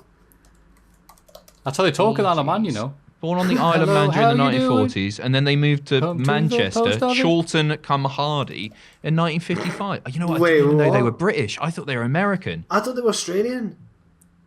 What? We'll have to get him on, won't we? Which is the alive one? God, there are loads of them. Past members: Jeff Bridgeford, Colin Peterson. Who's the alive one? Hang on there, friends. We're all right. We're all correct. The family then moved to Redcliffe in the Moreton Bay region of Queensland, Australia. Have they lived in the States? Because if not, I'm wrong. I thought they were from the States. I don't know, but they know Brian Wilson of the Beach Boys. So yeah, in a way. Morris, dead. Robin, dead. And Barry's the alive one. He's 74 years old. He looks amazing as well. I'd love to get him on. God, they're so tall, aren't they, the Bee Gees? Are they? They look tall. If they stand on their wallets, they're tall. I'm so used to wrestling, I was looking for build height on the drop-down thing. Achievements, signature moves. Build height. I don't think they're that tall. You can wrap up if you want. No, I want to know the Bee Gees' height. Respective Morris, heights of the Bee Gees. Gibb, height. I'm on Bing here. One of them is well tall. 1.73 metres. What? That's short. 5'8" for Morris. Oh, what? Morris was the one with glasses. Quite often wore a hat. 5'11" for Barry. He's the beardy one. He's the tall one, isn't he? The tall one's only an inch taller than me. And Robin, who's the... He's got like a face... looks a bit like... He's got a face. He looks a bit like Bill Gates in some of these pictures. Okay. I think that's a toupee. He is 5'9". Oh, so not wrong. that tall. Not that tall. I'm so wrong. Speaking of lookalikes, sorry to drag this out even further, but I was listening to a Cornette thing the other day, which I don't often do, but I fell into the trap. And he compared, and I can never unsee it now, he compared Paul Heyman to Alfred Hitchcock, just physically. Oh, yeah. He looks so much like him. Yeah. Has that been said before? Because I felt like I couldn't believe it. I've heard it before. I can't remember where from, but yeah, oh God, he does. Dresses like him too. Well, Cornette was in the middle of... Cornette was complimenting him on his promo. I was really surprised because I don't think they like each other, but he was like, I've got to recognise talent. Yeah, fair play. He's nothing if not fair. Jim Cornette, yeah. And in fairness, you know a lot about lookalikes after your cameo appearance on The Midwife. What's the character's name? Sister Frances. Sister Frances. With an E, so Frances. Yeah, I've got it. Yeah, she looks a lot like me and Gabriel Kidd. Yeah, she really does. If me and Gabe had a baby. Yeah, I was at Bethany's Look at her. And she would periodically say to me, like, Richard, if you want to put up a picture of Sister Frances, feel free. She would turn to me and go, check your Twitter, see if there's any more replies to your Sister Frances tweet. I was like, all right. She found it really funny. And then someone would Photoshop like my hat onto the top of Sister Frances. And she was like, well, they've used the top half of your face in that one. They hadn't. It was just Sister Frances' face. Well, she looks really nervous there. Is that because she looks worried? She does look nervous in every... Jeff, Matt, are you going to go to WrestleMania? No? All right. There's another picture where she looks more... It's where she's looking off with like a ecstatic expression. She's so happy. That one looks like me a lot. And Gabriel Kidd a lot as well. Yeah. Can you find the ecstatic one? It's just like the default picture of Sister Frances. She's going like... Yeah, I've got it here, I think. I can't get I'll keep his face.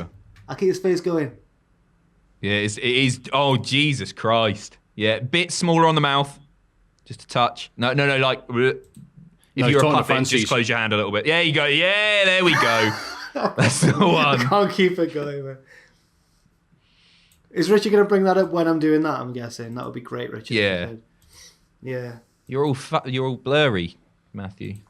But it's the end anyway, isn't it? I know. Even the webcam's getting tired. Sorry, yeah. Let's wrap it. You're right. What you got to plug, Jack? Wrap. Yeah, that... Get a little tea towel or something and put it on your head. Is that disrespectful? Get a white shirt or something. Let's do this proper. Bit of bulge again. Only at Cultaholic. No, there wasn't any bulge there. It was a compliment. Wait. That's more like a Mother Teresa style. Don't care. Yeah, just...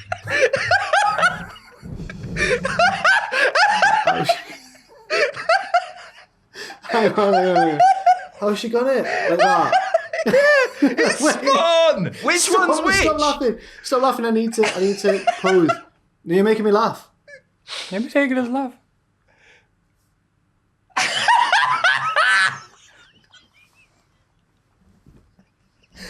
Oh, man. God. Stick that on a t-shirt. I think Veggie laughed so loud that the Discord wouldn't let him, the volume clipped, like it wouldn't come through. Sorry. Oh, my God. Oh, Well, that was a great end. That was brilliant. Good stuff. Yeah. Maffew, anything to plug? Jack? Oh, the Final Fantasy 9 streams on Cultaholic Saturdays with... I made the mistake. I mean, that's not what I meant to say, obviously. I had the pleasure of having some of the regulars in the Twitch chats and people who message the mailbag every week and other than name some of the players. So please join me, Honk Honk, Ram Ranch, and Devil Morocco, who I said, I'm sorry you didn't get the Hall of Fame, even though you impregnated your People your forgot what he partner. did. Yeah, you impregnated your partner while listening to the podcast. Or would you like to name your character? And it was something like Jack's a nice man. Oh, so, okay. Yes. What's this? What game? Sorry, you play? Final Fantasy 9. It's good. You can name the characters Swords and stuff. Things. The important ones, yeah. Oh, I thought Final Fantasy was like set in it. Okay, fair enough. Yeah. So that's happening Saturday 6 p.m. If you have any questions or thoughts for us, mailbag@cultaholic.com. The 3 fantastic picks can still be voted on. We just checked. It's still open. Patreon.com/Cultaholic. I'm sorry for being really low powered today. It's just because of No, you grew into it. You grew into it. Yeah, but thank you very much for Adam Wait, Piccini. before you go, I need to write these down because I'm going to put it online. It was okay. Rogue Traders. Yeah, don't get your own one. Rogue Traders. Concept of underlay. Concept of underlay. Oh, yeah, and and Maffew's was, what am I calling that? Wee Fat Dog. Wee Fat Dog. 3 solid choices on the wrestling podcast. Absolutely. Come for Daniel Bryan discussions, stay for the dogs, and pictures of midwives. Thank you very much. This has been the Cultaholic Podcast. I'd like to end it the same way we always end it. Put your hand up to the screen on a count of 3 to the famous expression we always like, which is 1, 2, 3. Join us. Join us. Join us. Waggle, waggle, waggle, waggle.